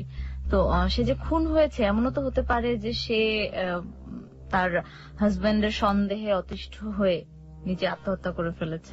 হতে পারে, কারণ যেহেতু তার একটা প্রিভিয়াস ঘটনা আমরা শুনেছি যে তার মা এরকম অপমানের জ্বালা সহ্য করতে না পেরে আত্মহত্যা করেছিল। একটা ব্যাপার হচ্ছে যে তার জন্ম পরিচয় নিয়েও কিন্তু একটা সন্দেহ আছে, তো সেটাও তার জন্য একটা অপমানজনক ব্যাপার। আসলে যতক্ষণ পর্যন্ত না পোস্টমর্টমের রিপোর্টটা আমরা জানছি, ততক্ষণ পর্যন্ত কিন্তু আমরা বুঝতে পারছি না যে বিষয়টা কি হবে। তো পোস্টমর্টমের রিপোর্ট জানবার আগে আমরা তুমি একটুখানি SMS পড়ো, আর আমি একটুখানি দেখি ফেসবুকের ফ্যান পেজে কি কি এসছে। একজন লিখেছেন, তার নাম হচ্ছে মিলন কুমার দীপ, লিখেছে, আপু Kuasha is the best programme in Bangladesh. অনেক ধন্যবাদ, একেবারে 1.5টা প্রোগ্রাম শুনে আপনি এই কথা লিখে ফেলেছেন, এটা আমাদের জন্য আমরা অত্যন্ত খুশি হয়েছি এবং ধন্যবাদ।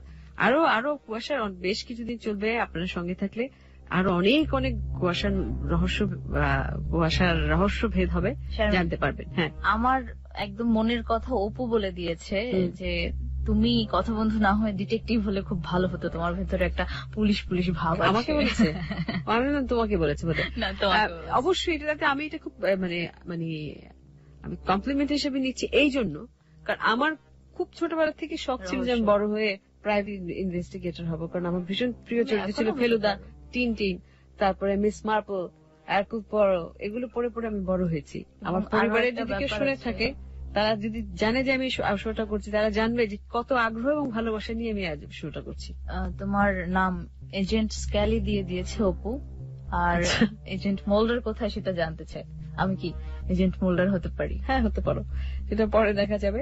তো যাই হোক, মিসেস জেসিকা ফ্লেচার বললাম বেশি খুশি হতাম মার্ডার শি রুটের, আমার অসম্ভব প্রিয় একটা টিভি সিরিয়াল। যাই হোক, সে কথা যাচ্ছি না, আমরা বন্ধুরা কি লিখে পাঠাচ্ছি সেটা বলছি।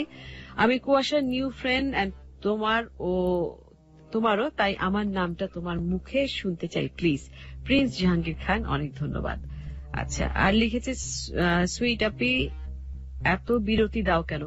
একটু বিরতি না দিলে পুরো গল্পটা যদি একটানা আমরা বলে যাই তাহলে তার কোনো সাসপেন্স থাকবে না। আমরা সাসপেন্সটাকে ধরে রাখতে চাই। আবার আর একজনের মানে মতামত তো এক এক রকম। আরেকজন বলছে যে আমরা সাথে সাথেই যদি উত্তর দিয়ে দেই তার তো তরই সহ্য হচ্ছে না, যে কিভাবে সে শেষ পর্যন্ত শুনবে। আমরা যেন প্রশ্নের শেষ পর্যন্ত থাকতেই হবে, আমরা কিছুই বলতে চাচ্ছি না, আমরা ছোট ছোট হিন্ট দিচ্ছি। সবচেয়ে বড় কথা আমার পাশে যে বসে আছে প্রতি কিন্তু কিছুই জানে না। সুতরাং আমি যেহেতু গল্পটা বলেছি, আমি যেহেতু গল্পটা জানি, আমি একদম শেষ পর্যন্ত আমি এমন ভাব ধরেই থাকবো যে আমি কিছুই জানি না। চুপ থাকো। কুয়াশার রহস্য আস্তে আস্তে ভেদ করতে হবে। আমি আরো পড়ছি। অসম অনুষ্ঠান লিখেছে রাজন ইসলাম। আর আপু এত অ্যাড দিলে ঘটনাটা ইন্টারেস্ট লাগে না। আজকে কিন্তু বিজ্ঞাপন কমিটি কিন্তু ভুল হলো বলাটা বোধহয়। মাঝখানে একটু বিরতি, একটু আমাদের খবরের তো বিরতিতে যেতেই হবে। কিন্তু আমি জানি যে আমরা যতই খবরের বিরতিতে যাই প্রতি বা যতই আমরা বিরতি দিই, যারা আজকে এই গল্পটা শুনছে তাদেরকে আটকে থাকতেই হবে, ফিরে আসতে হবে শেষ দেখা পর্যন্ত, শেষ ঘটনাটা কি হয়। এই গল্পটা আমার মনে হচ্ছে যে এতক্ষণ পর্যন্ত আমি যতদূর শুনলাম, আমার তো বিরতিটার সময় আরো উত্তেজনা বেড়ে যাচ্ছে। আমার গেস নানা রকমের প্রশ্ন মধ্যে ঘোরাঘুরি করছে। তোমার উত্তেজনা একটু প্রশমিত করতে হবে, কারণ বেশ কিছু SMS আমাকে পড়তে হচ্ছে। সেটা হচ্ছে নিউ বরিশাল, মানুষের নাম নিউ বরিশাল হয়। আচ্ছা, লিখেছে আরজি শারমিনকে এবিসি রেডিওতে এইরকম একটা ভালো প্রোগ্রাম শুরু করার জন্য তোমাদেরকে অনেক থ্যাঙ্কস। আজকের প্রোগ্রামটা অনেক ভালো লাগছে আপু, তোমাকে অনেক অনেক ধন্যবাদ। পুরো কুয়াশা টিমকে ধন্যবাদ দিতে হবে, আর অনেক ধন্যবাদ যে আমরা সার্থক হতে পেরেছি কিছুটা হলেও। আচ্ছা, আর সোহেল খান লিখেছে কুয়াশা আমার খুব ভালো লাগছে এরকম প্রোগ্রাম করার জন্য, আবার রেডিওকে শুভেচ্ছা। এন্ড ব্রতি, তোমাকে আমার খুব ভালো লাগে, তোমার ভয়েসটা অনেক সুন্দর। ধন্যবাদ ধন্যবাদ। আচ্ছা, আর মাহমুদ সোহাগ লিখেছেন ওয়াও, আজ প্রথম শুনছি কুয়াশা, সাউন্ড এফেক্ট দারুণ, ক্যারি অন। আমাদের শব্দ বিভাগে যারা আছেন, বিশেষ করে খালেদ ভাইকে ধন্যবাদ দিতে হবে, এবং পুরো এবিসি টিম এই কাজের পেছনে পুরো এবিসি টিমের কন্ট্রিবিউশন অনেক। আমি একা না, সবাই সঙ্গে আছে, আমরা সবাই মিলে এই অনুষ্ঠানটা করেছি। আর তুমি যে বলছিলে রুমের বাতি নিভিয়ে শুনতে আমাদের বন্ধুরা অত্যন্ত বাধ্য বন্ধুর মতো, এবং এত রাতে এরকম গল্প শুনতে কেমন লাগছে সেটা আমি ব্রতিকে দেখেই বুঝতে পারছি।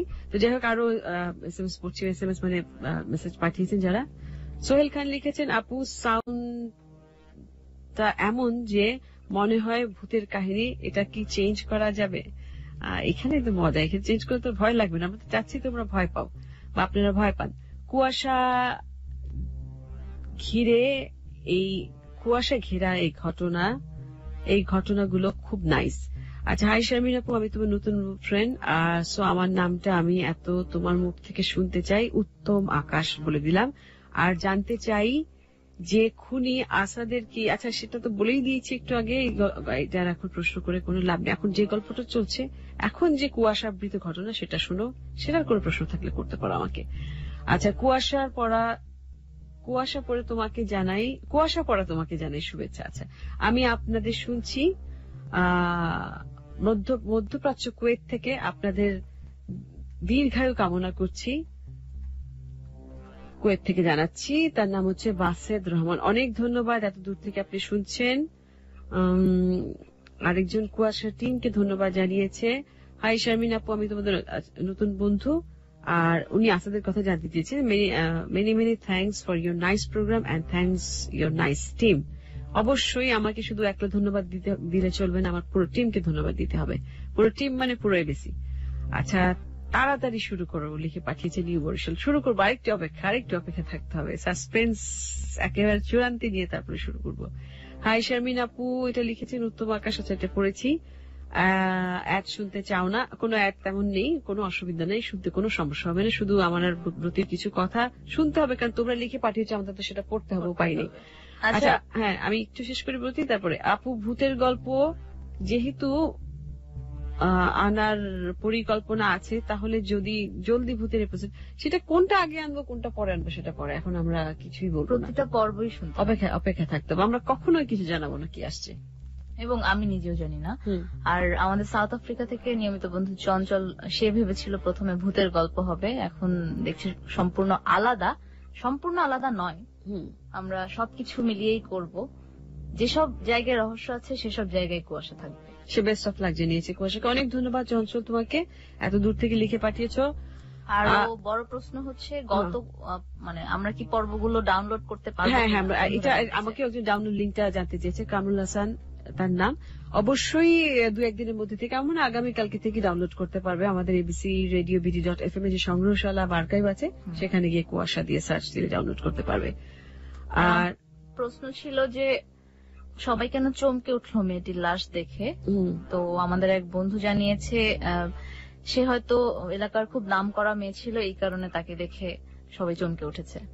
আর প্রশ্ন হচ্ছে গনি সাহেবের কাছে কি কোনো অস্ত্র থাকতো যখন উনি রাস্তাঘাটে ঘুরে বেড়াতেন রাতের বেলা? তিনি যেহেতু পুলিশের একজন উচ্চ পদস্থ কর্মকর্তা এবং তিনি যখন ইনভেস্টিগেশনেই যেতেন এবং রাত্রেবেলা যেহেতু উনি গভীর রাতে বের হতেন, এটাও কিন্তু নিরাপত্তার কারণেও। আর তাছাড়া তার তো লাইসেন্সড গান, সে তো কাজ করেই হচ্ছে পুলিশের চাকরি করেন, তো এটাও কিন্তু তার একটা পার্ট অফ দ্য জব ছিল। সে রাতে ঘুরে ঘুরে পুরো শহরটা টহল দিয়ে দেখতো যে কোথাও কোনো অঘটন ঘটছে কিনা, এবং সেদিন তিনি বেরিয়েছেন বলেই কিন্তু এই লাশটি পেয়েছিলেন। তিনি যদি না বের হতেন হয়তো বা তারা চাপা দিয়ে ফেলতো যারা প্রকৃত খুনি, এবং তারা হয়তো গা ঢাকা দিয়ে বেরিয়ে যেত, কোনদিন তারা ধরাও পড়তো না, তাই না? সেটাই। আর অনেকেই বলছে যে আমাদের পুলিশ বিভাগে গনি সাহেবের মতো এরকম মানুষজন আরো বেশি দরকার, যারা অবশ্যই, আমরা শাহাবুদ্দিন সাহেবের কথা একটু বলেছেন, অবশ্যই দরকার এবং অবশ্যই আছে। আর লিখেছে আপু যদি তুমি আচ্ছা, এটা তো ভালোবাসার কথা হয়ে গেল। আচ্ছা, কুয়াশা সম্পর্কে ঠিক আছে, ব্রতি আর কোনো SMS থাকলে তুমি পড়তে পারো। অনেকের ধারণা হচ্ছে মৃতদেহটি ছিল গনি সাহেবের মেয়ের। মবিন বলছে কিশোরগঞ্জ থেকে, মাহফুজ নারায়ণগঞ্জ থেকে। এখন পর্যন্ত আমরা সেরকম কোনো লক্ষণ দেখতে পাচ্ছি না। না, এটা তো আমরা কেউ জানি না, কারণ আমরা শুধু জানতে পেরেছি যে মেয়েটির নাম, যে মেয়েটির লাশ পাওয়া গেছে তার নাম শম্পা এবং তার স্বামীর নাম শরীফ, যে কিনা প্রতি রাতেই, যেটা আমরা বুঝতে পারলাম, ক্লাবে বসে মদ খায় এবং তাস খেলে। তো আমরা এখন পর্যন্ত কোনো রহস্যের কুল কিনারা করতে পারিনি, আমরা বলতেও পারবো না। সুতরাং আরো SMS আছে নাকি দেখো, আরো কে কি পাঠিয়েছে, অনেকগুলো SMS দেখতে পাচ্ছি। শুরু হওয়ার সময় যে চিৎকার শোনা যায় ওটা কি বদলানো যায় কিনা বলছিল শারমিন ধানমন্ডি থেকে। ভীষণ ভয় লাগে। এটা আরো কয়েকজন বলছে ভয় লাগাবার জন্য, এটা তো ভয় পাওয়ার জন্য। আর তোমরা সবাই ধরে নিয়েছো যে ভূতের ভয় বলে চিৎকার। না, অনেক একটা মানুষকে যদি খুন করে মেরে ফেলে বা খুন করে মারলেও না, বা ভূত না, আমি বা ব্রতি এখন যদি একটা হঠাৎ কিছু চোখের সামনে দেখি, সেরকম চিৎকার আমার গলা দিয়ে, ব্রতির গলা দিয়ে বেরোতে পারে, এবং তুমি যে লিখেছো তোমার গলা দিয়ে বেরোতে পারে। সেটাই, সেটা খুব বাস্তব একটা বিষয়, বাস্তব জিনিস। আমাদের এই আয়োজনটা প্রতি সপ্তাহে নিয়মিত হবে কিনা জানতে চাই মোহাম্মদ শরীফুল ইসলাম মানিকগঞ্জ থেকে। হ্যাঁ, প্রতি সপ্তাহে নিয়মিত হচ্ছে, এবং এই গল্প বলবো আমি প্রতি সপ্তাহে। হয়তো প্রতি আয়োজনে আমি স্টুডিওতে থাকবো না, ব্রতি সবসময় থাকবে, ব্রতি সবকিছুর উত্তর দেবে। আজকে আমি আছি যেহেতু মাত্র গত সপ্তাহে শুরু হয়েছে। তুমি কি নিয়মিত থাকতে পারো? আমার না ভয় লাগে। আমি চেষ্টা করবো নিশ্চয়ই থাকতে। তো অনেক সময় দেখা যাবে যে গল্প এমন টান উত্তেজনা থাকবে, ব্রতিও হয়তো ভয়ে চুপসে যাবে, কোনো কথা বলবে না, তোমাদের গল্প শুনিয়ে ব্রতিও চলে যাবে, সেরকমও হতে পারে। কি হবে কি হতে পারে সেটা অন্য আয়োজনে সব বলি, কিন্তু কুয়াশায় আমরা সবসময় একটা কুয়াশা ঘেরা অবস্থায় থাকতে চাই, রাখতে চাই সবাইকে। কখন শেষ হয় আপনাদের কুয়াশা? রাত 2টা পর্যন্ত তো চলবেই। বর্ণ লিখেছে আমার খুব ভয় লাগছে কিন্তু শুনতে ভালো লাগছে। এটাই তো মজা, যে ভয়ও লাগছে বা শুনতেও মজা। এইদিকে ভয় পাচ্ছে শুনবো না, ওই যে আমরা ছোটবেলার সব ভয়ের ছবি দেখলাম চোখ বন্ধ করে, ফাঁক দিয়ে আবার দেখতাম যে কি হচ্ছে, যেন চোখটা বন্ধ করে রাখলে ফাঁক দিয়ে দেখলে মানে কিছু একটা হবে না, সেরকম একটা বিষয় ছিল, ভয়টা কম লাগবে। আমি জাকারিয়া ফ্রম শনি রাখরা আপু, খুব ভালো লাগছে, তবে ননস্টপ শুনতে চাই। ননস্টপ শুনতে হলে তাহলে জাকারিয়া মজা চলে যাবে। এই যে তোমাদেরকে আটকে রাখছি, এটা কিন্তু একটা অন্যরকম বিষয়। একটু অপেক্ষায় থাকো। আমরা যখন কোন খুনের রহস্য আস্তে আস্তে যখন পত্রিকায় পড়ি বা উদ্ঘাটিত হয়, আস্তে আস্তে যখন আমরা ক্রমশ জানতে পারি একটা একটা করে, সেটা কি একদিনের সম্ভব? একটা ইনভেস্টিগেশন যখন হয় কোনো মার্ডার নিয়ে বলো বা কোনো রহস্যের ঘটনা নিয়ে বলো, অনেক ধরনের, শুধু খুন নিয়ে যে রহস্য হবে তা কিন্তু না, জীবনটাই কিন্তু রহস্য ঘেরা। অ্যামাজনের জঙ্গলেও যদি যাও আমরা বলবো যে সেখানে তো প্রচুর রহস্যের বিষয় আছে। আমাদের ঢাকা শহরেই দিনে দুপুরে কত রহস্য। হ্যাঁ, তো সেটা জানতে গেলে কি তুমি একদম চট করে সেটা কুলকিনারা পেয়ে যাবে বা একদম কনক্লুশনে আসা যায়? তার জন্য অপেক্ষা করতে হয়। ঠিক তেমনি আস্তে আস্তে একটা রহস্য উপন্যাস যখন আমরা পড়ি, প্রতিটা পাতায় পাতায় এর পরের পাতায় কি আছে, এর পরের পাতায় কি আছে, ঠিক তাই কুয়াশাও ঠিক তাই সেরকম একটা আয়োজন, সেভাবেই আস্তে আস্তে যেতে হবে। চট করে শেষ করে দিলে তো আমরা একটু পারলে এক্ষুনি শেষ করে আমরা চলে যাই যদি বলো বন্ধ করে। কিন্তু এরকম একটা মানে আয়োজন, এরকম ইনভেস্টিগেশন এবং পার্ট বাই পার্ট আমরা এগুচ্ছি, তো এই আয়োজনটা আমাদের মানে কোনো নিরাপত্তা ঘটিত ব্যাপার স্যাপার নিয়ে আমাদের অনেক বন্ধু চিন্তিত, আমাদের খুদে বার্তা পাঠিয়েছে যে আমাদের কোনো অসুবিধা হবে না তো। আসলে পুরো জীবনটাই তো একটা কি বলবো আনসার্টিনিটি থাকে মানুষের জীবনে। 1 মিনিটের নাই ভরসা একটা কথা আছে, যেই আমি কথা বলছি এত দেখলে কালকে শারমিনার আসলোই না, চিরবিদায় নিয়েছে, কেউ বলতে পারে না যে নেক্সট কি আছে। তার জন্য কি আমরা থেমে যাব? না, তার জন্য মোটেই থামবো না, এবং আমরা খুব নির্ভীক। তোমাদের ভয় দেখাচ্ছি ঠিকই, কিন্তু আমরা কিন্তু মোটেই ভীত নই বলেই কুয়াশার মতন এরকম একটা আয়োজন নিয়ে তোমাদের সঙ্গে আছি। আমি শারমিন আর আমি ব্রতী, আর শুনছি এবিসি রেডিও 89.2। আর হাই, আপনাদের শোটা শুনে আমার কাছে জমে থাকা অনেক রহস্যের কথা বলতে ইচ্ছে করছে। থ্যাঙ্কস মুসা। আপনি বলতে পারেন, জানাতে পারেন, আমাদেরকে লিখে পাঠাতে পারেন। আর জুবাইর খান উত্তরা থেকে লিখেছে, আশা করি আজকের গল্প শোনার পর ভয়ে অবস্থা খারাপ হবে। সেটা নির্ভর করছে আপনি কতটা সাহসী বা কতটা ভীতু সেটার উপর। আচ্ছা, আমি জাকারিয়া ফ্রম শনি রাকরা। আপু খুব ভালো লাগছে। এটা পড়েছি একটু আগে। থ্যাঙ্কস ফর অল কুয়াশা টিম, এমন একটি ইম্পসিবল প্রোগ্রাম করার জন্য। চালিয়ে যাও, আমি শামীম আছি তোমাদের সাথে। অনেক ধন্যবাদ শামীম। আর শহীদ মাহমুদ লিখেছে লালবাগ থেকে, চমকে ওঠার কারণ হলো মেয়েটি সে এলাকার খুব ভালো মেয়ে ছিল, হতে পারে, নিশ্চয়ই ভালো মেয়ে ছিল। আর শামীম রিয়াদ লিখেছে, কিন্তু আমরা কিছুই জানি না, ভালো মন্দ কিছুই জানি না, সেটা আমরা সব শেষে জানতে পারবো। শামীম রিয়াদ লিখেছে কিশোরগঞ্জ থেকে, সত্যি আজকের গল্পটা খুব রহস্যময়। এইসব গল্প শুনে আমরা জানতে পারি আমাদের সমাজে ঘটে যাওয়া লোমহর্ষক কাহিনী প্রচুর আছে। এমন কিছু লোমহর্ষক কাহিনী আছে যা কোনোদিন কারোর দৃষ্টিগোচর হয়নি। তো ঠিক আছে, আমরা আবার চলে যাব ছোট্ট একটা বিরতির পর। একেবারে ছোট্ট একটা বিরতির পর আমরা আবার কুয়াশার গল্পে চলে যাচ্ছি। আমরা দেখছি সরাসরি গল্পে, সরাসরি আমরা গল্পে চলে যাচ্ছি। তো সঙ্গেই থাকো, আর সঙ্গেই থাকুন। আর লিখে পাঠাবার ঠিকানা জানিয়ে দিচ্ছি আপনাদেরকে, যে কোনো মোবাইল ফোন থেকে 8920 নাম্বারে পাঠাতে হবে। আর এবিসি রেডিও BD.FM এ লগ ইন করে শুনছেন যেখানে, সেখানেও SMS পাঠাতে পারেন, দেশ বিদেশে যে যেখানে বসে শুনছেন। আর এবিসি রেডিও FM এর 9.2 ফ্যান পেজ আছে, আর যে শারমিনের ফ্যান পেজ আছে সেখানেও লেখা পাঠানো যেতে পারে, সেখান থেকে পড়ে শোনানো হবে। সঙ্গে আছে শারমিন এবং ব্রতী। আর চলছে কুয়াশা, এবিসি রেডিও 90.2 এর সঙ্গেই থাকুন।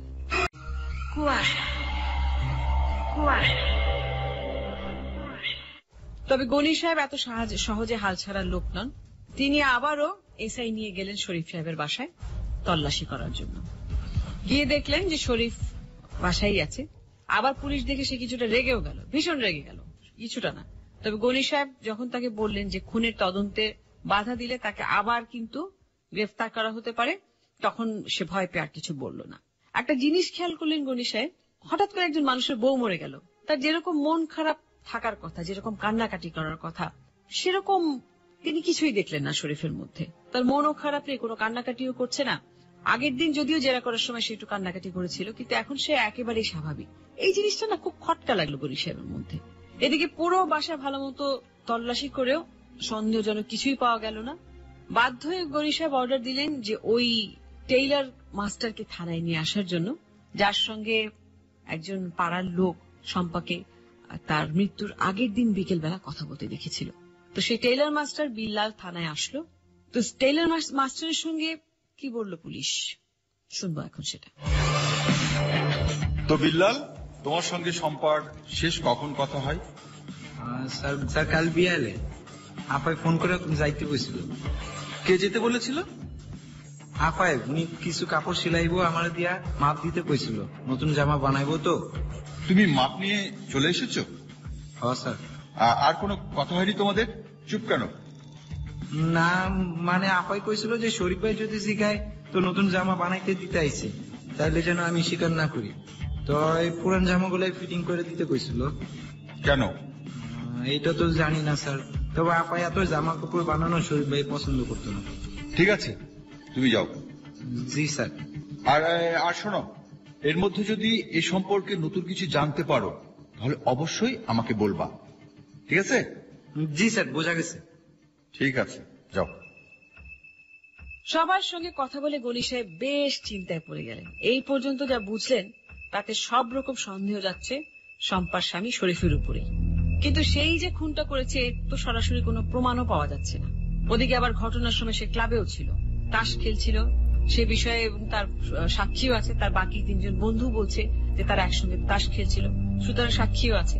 এখন ঘটনার দিন পুকুর পাড়ে গনি সাহেব যে 4 জনকে দেখেছিলেন পালিয়ে যেতে, সেটা যদি এই 4 জনই হয় তাহলে সেটা তিনি কিভাবে প্রমাণ করবেন?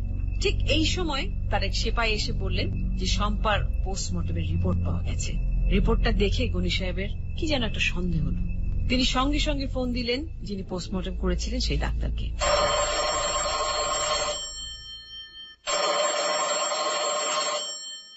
হ্যালো, ডক্টর আলম বলছেন? জি বলছি। ডাক্তার সাহেব, আমি আব্দুল গনি বলছিলাম, কুমিল্লা সদর থানার ওসি। জি ওসি সাহেব, বলুন। ডাক্তার সাহেব, একটা বিষয় জানার জন্য আপনাকে ফোন দিলাম। সেটা হচ্ছে ডেড বডির পোস্টমর্টেম বোধহয় গিয়েছিল আপনার কাছে, একটা মেয়ের। ও হ্যাঁ হ্যাঁ, আমি তো রিপোর্ট পাঠিয়ে দিয়েছি।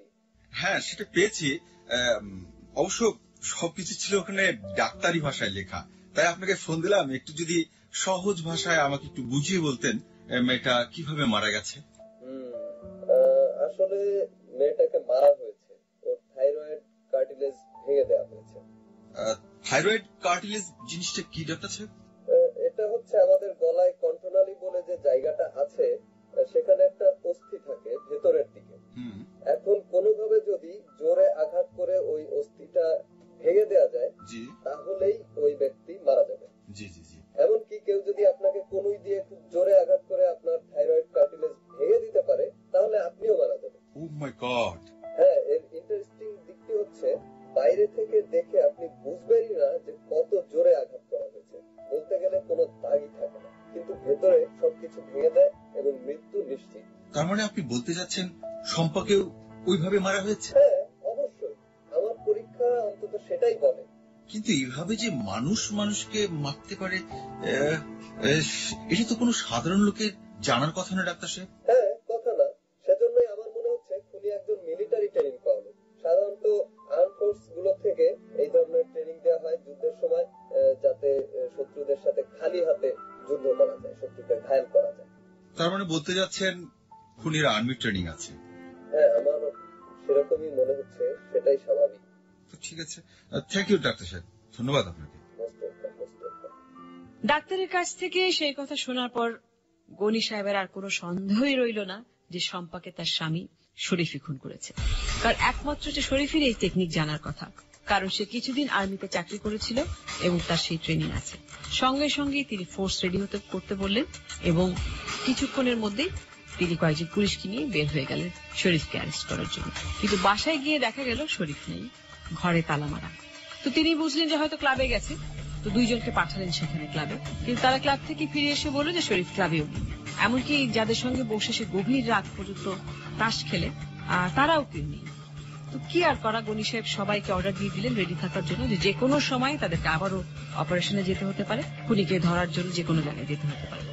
তিনি বললেন যে পরদিন সকালে শরীফকে যেখানেই পাওয়া যায়, যেখানেই দেখা যাবে সেখান থেকে যেন তাকে অ্যারেস্ট করা হয়।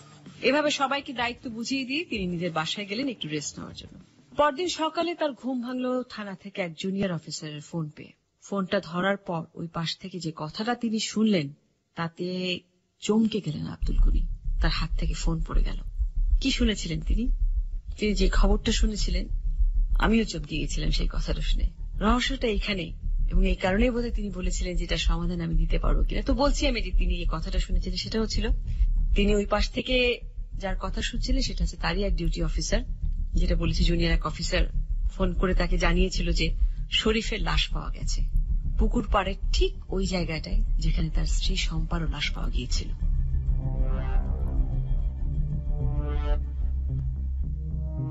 মাই গড, একবারও কি মাথায় এসেছিল যে গনি সাহেবই খুন করতে পারে শরীফকে?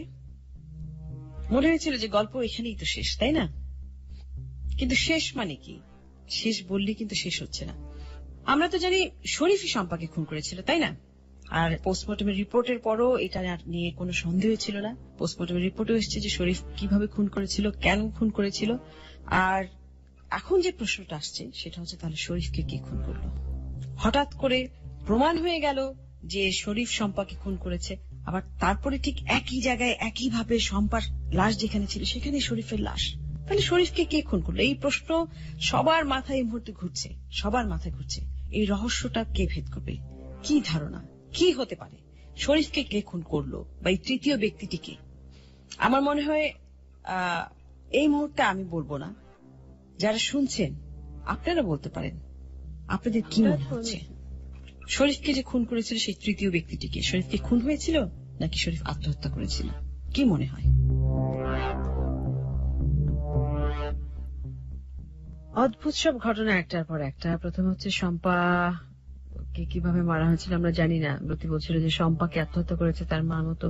এদিকে পোস্টমর্টমের রিপোর্ট যেটা পাওয়া গেছে সেটা ডাক্তারের কাছ থেকে জানা গেল যে থাইরয়েডের পাশে যেটা কার্টিলেজ একটা বোন থাকে সেটা ভেঙে মেরে ফেলা হয়েছে, এবং সেটা ভেঙে ফেলার জন্য একটা বিশেষ ধরনের পদ্ধতি বা শিখতে হয়, যেটা নাকি একমাত্র আর্মিতে যারা ট্রেনিং নেয় তাদের শেখানো হয়। কারণ শত্রুকে যখন আর্মিতে যখন যুদ্ধে যায় অনেক সময় দেখে শত্রুকে পরাস্ত করতে হাতে অস্ত্র থাকে না, কিছু থাকে না, তো সেরকম নানা কায়দা তাদের শেখানো হয়, নানা পদ্ধতি শেখানো হয় শত্রুকে পরাস্ত করবার জন্য। এবং যেহেতু নন কমিশন অফিসার ছিল শরীফ, আমরা প্রথমেই শুনেছি, তো সেহেতু শরীফের ট্রেনিং থাকতেই পারে। সেই ক্ষেত্রে ধরে নেওয়া যেতেই পারে যে শরীফই এখানে একমাত্র মূল সন্দেহভাজন, সেটা ধরে নেওয়া যেতে পারে। সবচেয়ে বেশি ইন্টারেস্টিং জিনিস যেটা, যে যখন একটা ধারণা করা হলো যে গনি সাহেব জেনেই নিলেন যে এরকম শম্পার লাশ পাওয়া গেছে যেখান থেকে, সেখানে শরীফের মতন চেহারাও তিনি দেখেছিলেন একজনকে, যেটা তিনি কনফিউজ ছিলেন কিছুটা। পরবর্তীতে পোস্টমর্টমের যে রিপোর্ট আসলো সেটার সঙ্গে তার আগে তিনি জেরা করেছেন শরীফের সঙ্গে কথা হয়েছে। শম্পার বিষয়ে শরীফের অনেক সন্দেহ ছিল মনে, যেটা আমরা দেখেছি বিল্লালের সঙ্গে একটু আগে টেইলার যে দর্জির সঙ্গে কথা বলছিল যে অনেক সন্দেহ করতো জামা কাপড় কোথায় পেত ওই সমস্ত। তো সেটাও খুন তো সন্দেহ বশবর্তী। একটা জিনিস হতে পারে কার্টিলেজ ভেঙে খুন, সেটা ফাঁসিতেও হতে পারে, ফাঁসিতে ঝুললেও তো কার্টিলেজ, কিন্তু সেটা হয়তো বা না, আমরা তো আসলে জানি না পুলিশের ব্যাপার স্যাপার। ডাক্তার সাহেব যেটা বলছিলেন, ডাক্তারের রিপোর্ট বলছে খুনই করা হয়েছে এবং সেটা দড়ি দিয়ে ঝুলে নিশ্চয় অন্যরকম ভাবে মারা যায় বা কিছু গলার সেটাই আসলো। কিন্তু শরীফ যখন আমরা চিন্তা করছি দুজন মিলেই, বা আমরা যারা শুনছেন এই মুহূর্তে সবাই হয়তো ভাবছে যে শরীফই খুন করেছে, সেই মুহূর্তে খবর আসলো যে শরীফই খুন হয়ে গেছে, শরীফ খুন হয়েছে বা যাই বা হয়তো আত্মহত্যা করেছে, শরীফই নেই, তাহলে প্রকৃত খুনি আমরা কি করে জানবো যে কে খুন করেছিল, কিভাবে? সেটাই এখন সবচেয়ে বড় প্রশ্ন। এই বড় প্রশ্ন থেকে অনেক ছোট ছোট প্রশ্ন আসতে পারে আমাদেরকে, সেই প্রশ্নগুলো করা যেতে পারে SMS এর মাধ্যমে, ফ্যান পেজে প্রশ্ন করে। তো এই মুহূর্তে কিছু প্রশ্ন বা কিছু কথা আছে আমার বন্ধুরা লিখে পাঠিয়েছেন। আপি কুয়াশা, অনেক ভালো একটা নতুন প্রোগ্রাম, আমার নামটা বলো প্লিজ। আমরা একটু আগে শুনছি, আমরা গনি সাহেবকেও আমি সন্দেহ করেছি যে গনি সাহেবকে হয়তো দেখা গেল ঝোঁকের বসে মেরে ফেললো নাকি, কারণ এখানে গনি সাহেবের নামই বারবার কিন্তু আসছে।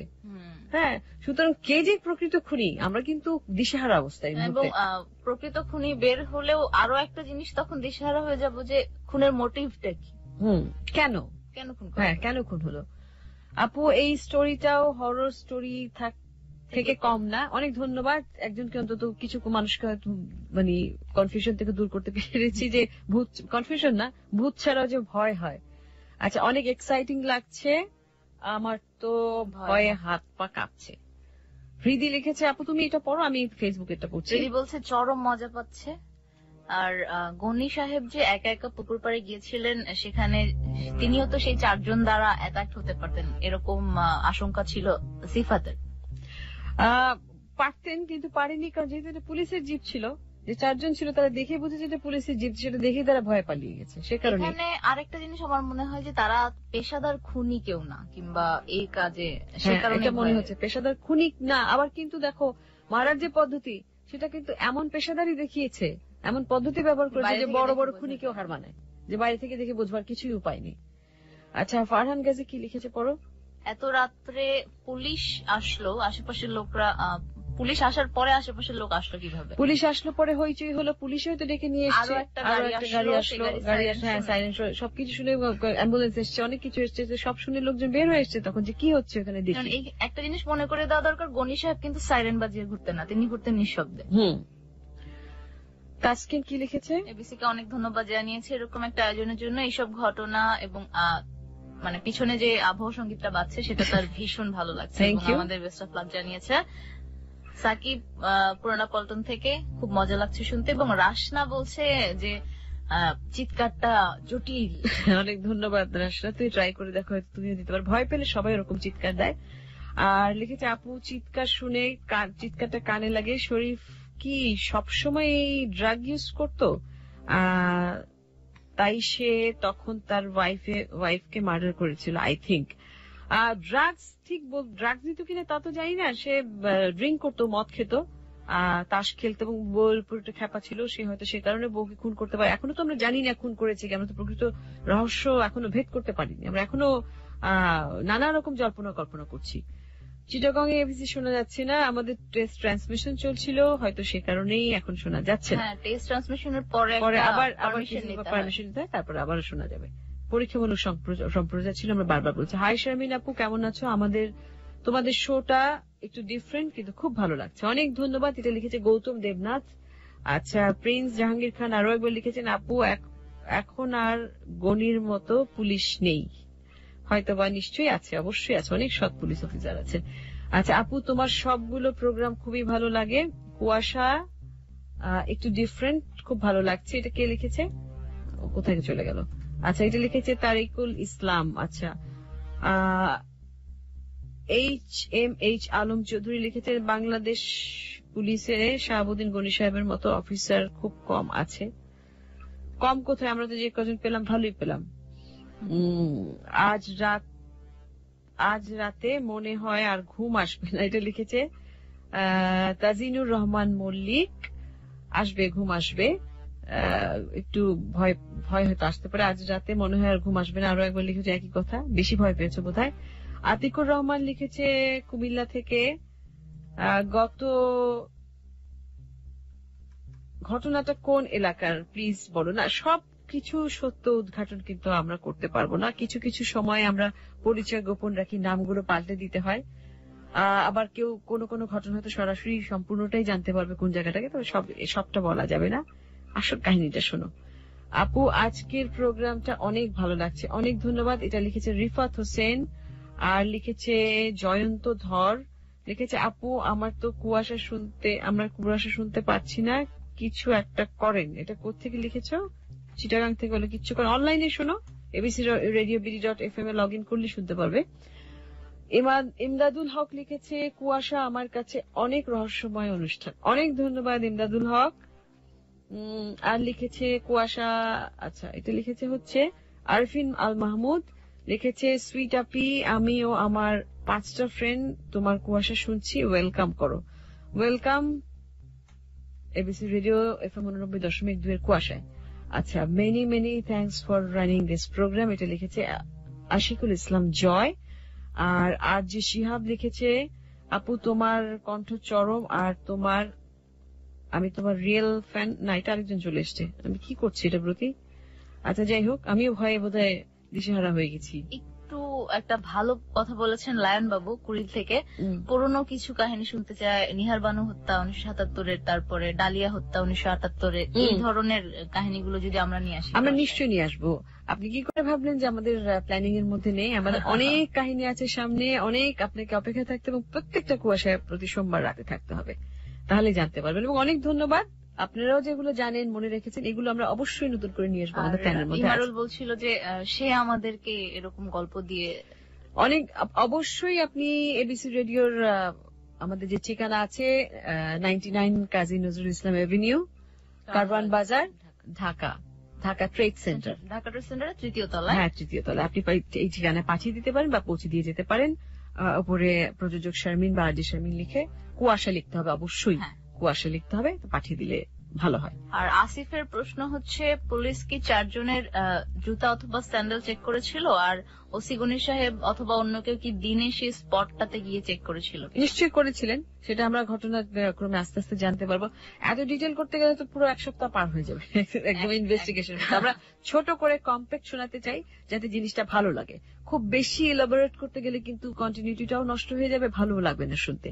আচ্ছা, এখানে লিখেছে হাই শারমিন আপু, এটা লিখেছে উত্তম আকাশ, আবার তোমাদের নতুন ফ্রেন্ড। আমার নামটা আমি তোমাদের মুখে শুনতে চাই। আচ্ছা, বলে দিলাম, নাম শুনতে চাই। আমাদের আয়োজনটা কেমন লাগছে, ভয় লাগছে কিনা সেটা একটু জানালে ভালো হয়। আর একজন লিখেছে যে আপু, ভূতের গল্পের যেহেতু আনার পরিকল্পনা আছে, তাহলে জলদি ভূতের এপিসোড আনো না কেন? কোনটা কি আনবো সেটা তো আগেই বলেছি, সেটা আমরা এখন বলবো না, আস্তে আস্তে বলবো। তো ঠিক আছে। আর তোমার এখানে কি এসএমএস আছে? খুব ভালো লাগছে, পুরো কুয়াশা টিমকে ধন্যবাদ জানিয়েছে, ইঞ্জিনিয়ার শান্ত সব। আচ্ছা, লায়ন বাবুর কথা তো আমরা বলেইছি। আনোয়ার চট্টগ্রাম থেকে বলছে প্রথম থেকেই কুয়াশার সঙ্গে আছে, তার মনে হয় শম্পা খুন হয়েছিল শরীফের দ্বারা নয়, অন্য কারো দ্বারা। হতে পারে, কারণ আমরা এখনো জানি না। হতে পারে আমরা হয়তো, যেহেতু শরীফ নন কমিশন আর্মি অফিসার ছিল, আর্মিতে কাজ করেছে, এবং তাকে খুন করবার পদ্ধতিটাও একমাত্র আর্মিরা যেভাবে খুন করে, আর্মিদের যেরকম ট্রেনিং দেওয়া সেরকম ভাবে, সেই কারণে একমাত্র সন্দেহভাজন এখানে শরীফই। এমনও তো হতে পারে যে শরীফ নাও হতে পারে। অনেক সময় দেখা যায় যে তীর আমরা যেদিকে ছুটছি সেদিকে না গিয়ে অন্যদিকে চলে গেল। আমি ছোট্ট আরেকটা আমার চিন্তার কথা বলি, হয়তো শম্পার অন্য কারোর সাথে অ্যাফেয়ার থাকতে পারে, তার হাতেও যে খুন হয়নি সে নিশ্চয়তা কে দেবে? হতে পারে, কারণ শম্পার মার যেরকম, আমরা শম্পার মার বা ফ্যামিলি ব্যাকগ্রাউন্ড যেরকম ছিল, সে যেই পারিবারিক পরিমণ্ডলে যেভাবে বড় হয়েছে, সে তার মাকে যেভাবে দেখেছে, তার মার চরিত্র নিয়ে অনেক কানাঘুষা ছিল সেই এলাকায়, লোকজন নানা রকমের বাজে কথা বলতো তার মাকে নিয়ে, এবং সে সেগুলো দেখে দেখে বড় হয়েছে, এবং তার মা আত্মহত্যা করে এই সমস্ত লাঞ্ছনা গঞ্জনার কারণেই সহ্য করতে না পেরে। তো সেই ক্ষেত্রে হতে পারে যে সে তার মায়ের ধারা কিছুটা পেয়েছে, এবং তার মা আদৌ ভালো ছিল কিনা সেটা কিন্তু প্রমাণ পাইনি আমরা। আত্মহত্যার কারণটা সেটা হতে পারে, সেটাও হতে পারে, কিন্তু সন্দেহ করছিল যে তার একটা পরকীয়া প্রেম চলছে, এবং যে তাকে বিভিন্ন রকম উপহার দেয়, এত জিনিসপত্র সে কোথায় পাচ্ছে। যখন গণি সাহেব তাকে প্রশ্ন করলো যে আপনার স্ত্রীকে কেন তুমি এত কাপড় চোপড়, আমি তো তাকে টাকা দিইনি, সে তাহলে কোথায় পাচ্ছে? তো সব মিলিয়ে না কুয়াশাটা আরো বেশি মনে গাঢ় হয়ে গেছে, বেশি ঘনীভূত হয়ে গেছে ব্রতি। আমরা মনে এখন কিছুই দেখতে পাচ্ছি না। সাধারণত কুয়াশার ভিতর প্রবেশ করলে আমরা আস্তে আস্তে দেখতে পাই যে কি আছে ভিতরে। কুয়াশার ভিতরে ঢুকলেই দেখা যায় যে এই জায়গায় গন্তব্যে যাচ্ছে। কি আমরা হালকা কুয়াশা থেকে আরো বেশি গাঢ় কুয়াশার দিকে চলে যাচ্ছি? হ্যাঁ, তো গাঢ় কুয়াশার দিকে দেখি যেতেই থাকি। আর শারমিন আপু, আমার অনেক ভয় লাগছে, কারণ এটা এবিসি রেডিও ফ্যান পেজে লিখেছে, ভয় লাগছে কারণ আমি একা থাকি, তাই আমি আজ প্রথম শুনলাম, তো তাই সবসময় শুনবো বাইতুষার মুন্সি। হ্যাঁ, সবসময় শুনো, সবসময়, মানে প্রতি সোমবার রাত 11টা থেকে 2টা পর্যন্ত শুনতে পাবে এবিসি রেডিও FM 89.2। খুব ভালো লাগছে, কিন্তু কিছু ভয় পাচ্ছি। শাকিল হোসেন আকাশ লিখেছেন। আচ্ছা আপু, আমি আর যে না হয়ে, তুমি আর যে না হয়ে ডিবি পুলিশ হলে ভালো হতো, দেশের বড় উন্নতি হতো। সবাই আমার কাজে যায়। হ্যাঁ, আসলেই একটা ভুল হয়ে গেছে। আমি দেখি একটা চেষ্টায় কি না হয়, এখনো সময় আছে। প্রাইভেট ইনভেস্টিগেটর বা প্রাইভেট ইনভেস্টিগেশন বাংলাদেশে নেই, পৃথিবীর সব জায়গায় আছে। যদি কখনো হয়, আমি আমার মনে হয় বিনা পারিশ্রমিক ছাড়াই আমি হয়তো এই কাজটা করতে পারি। আমার হাতে কোনো রহস্য আসলে আমি অবশ্যই। আর এখানে কি আর কোনো এসএমএস আছে বাইরে থেকে? নীল রাসেল পাঠিয়েছে নারায়ণগঞ্জ থেকে, বলছে যে তার ধারণা শরীফের বন্ধুরা শরীফকে হত্যা করেছে। আর এবিসি রেডিওকে ধন্যবাদ জানিয়েছে এরকম সেন্সিটিভ একটা শোয়ের জন্য। আচ্ছা, অনেক এসএমএস আরো আছে। দুলা ভাই লিখেছে আপার বাড়ি থেকে, কক্সবাজার থেকে একদম পরিষ্কার শুনছে, সেখানেও এখন আমাদের টেস্ট ট্রান্সমিশন চলছে, পরীক্ষামূলক সম্প্রচার। শারমিন, আমরা বোধহয় একটু খবর শুনে আসি। তার আগে বলছি শুভরাজ লিখেছে, thank you ABC radio 89.2, my love my sweet nice. আচ্ছা, বুঝলাম না। হাই শারমিন আপু, খুব ভালো লাগছে। আব্দুল ইসলাম, আমি তোমাদের নতুন বন্ধু। আচ্ছা ঠিক আছে, আমরা ছোট্ট একটা খবরে চলে যাব, তারপরে আবারও ফিরে আসছি কুয়াশা ঘেরা রহস্য কি হলো সেটা জানতে, আর শম্পা শরীফের কি হলো সেটা জানতে। সঙ্গে আছি শারমিন এবং ব্রতি, কুয়াশায় তোমাদের বা আপনার সাথে। শুনছেন এবিসি রেডিও 89.2, লিখে পাঠাবার ঠিকানা যে কোনো মোবাইল ফোন থেকে 8920।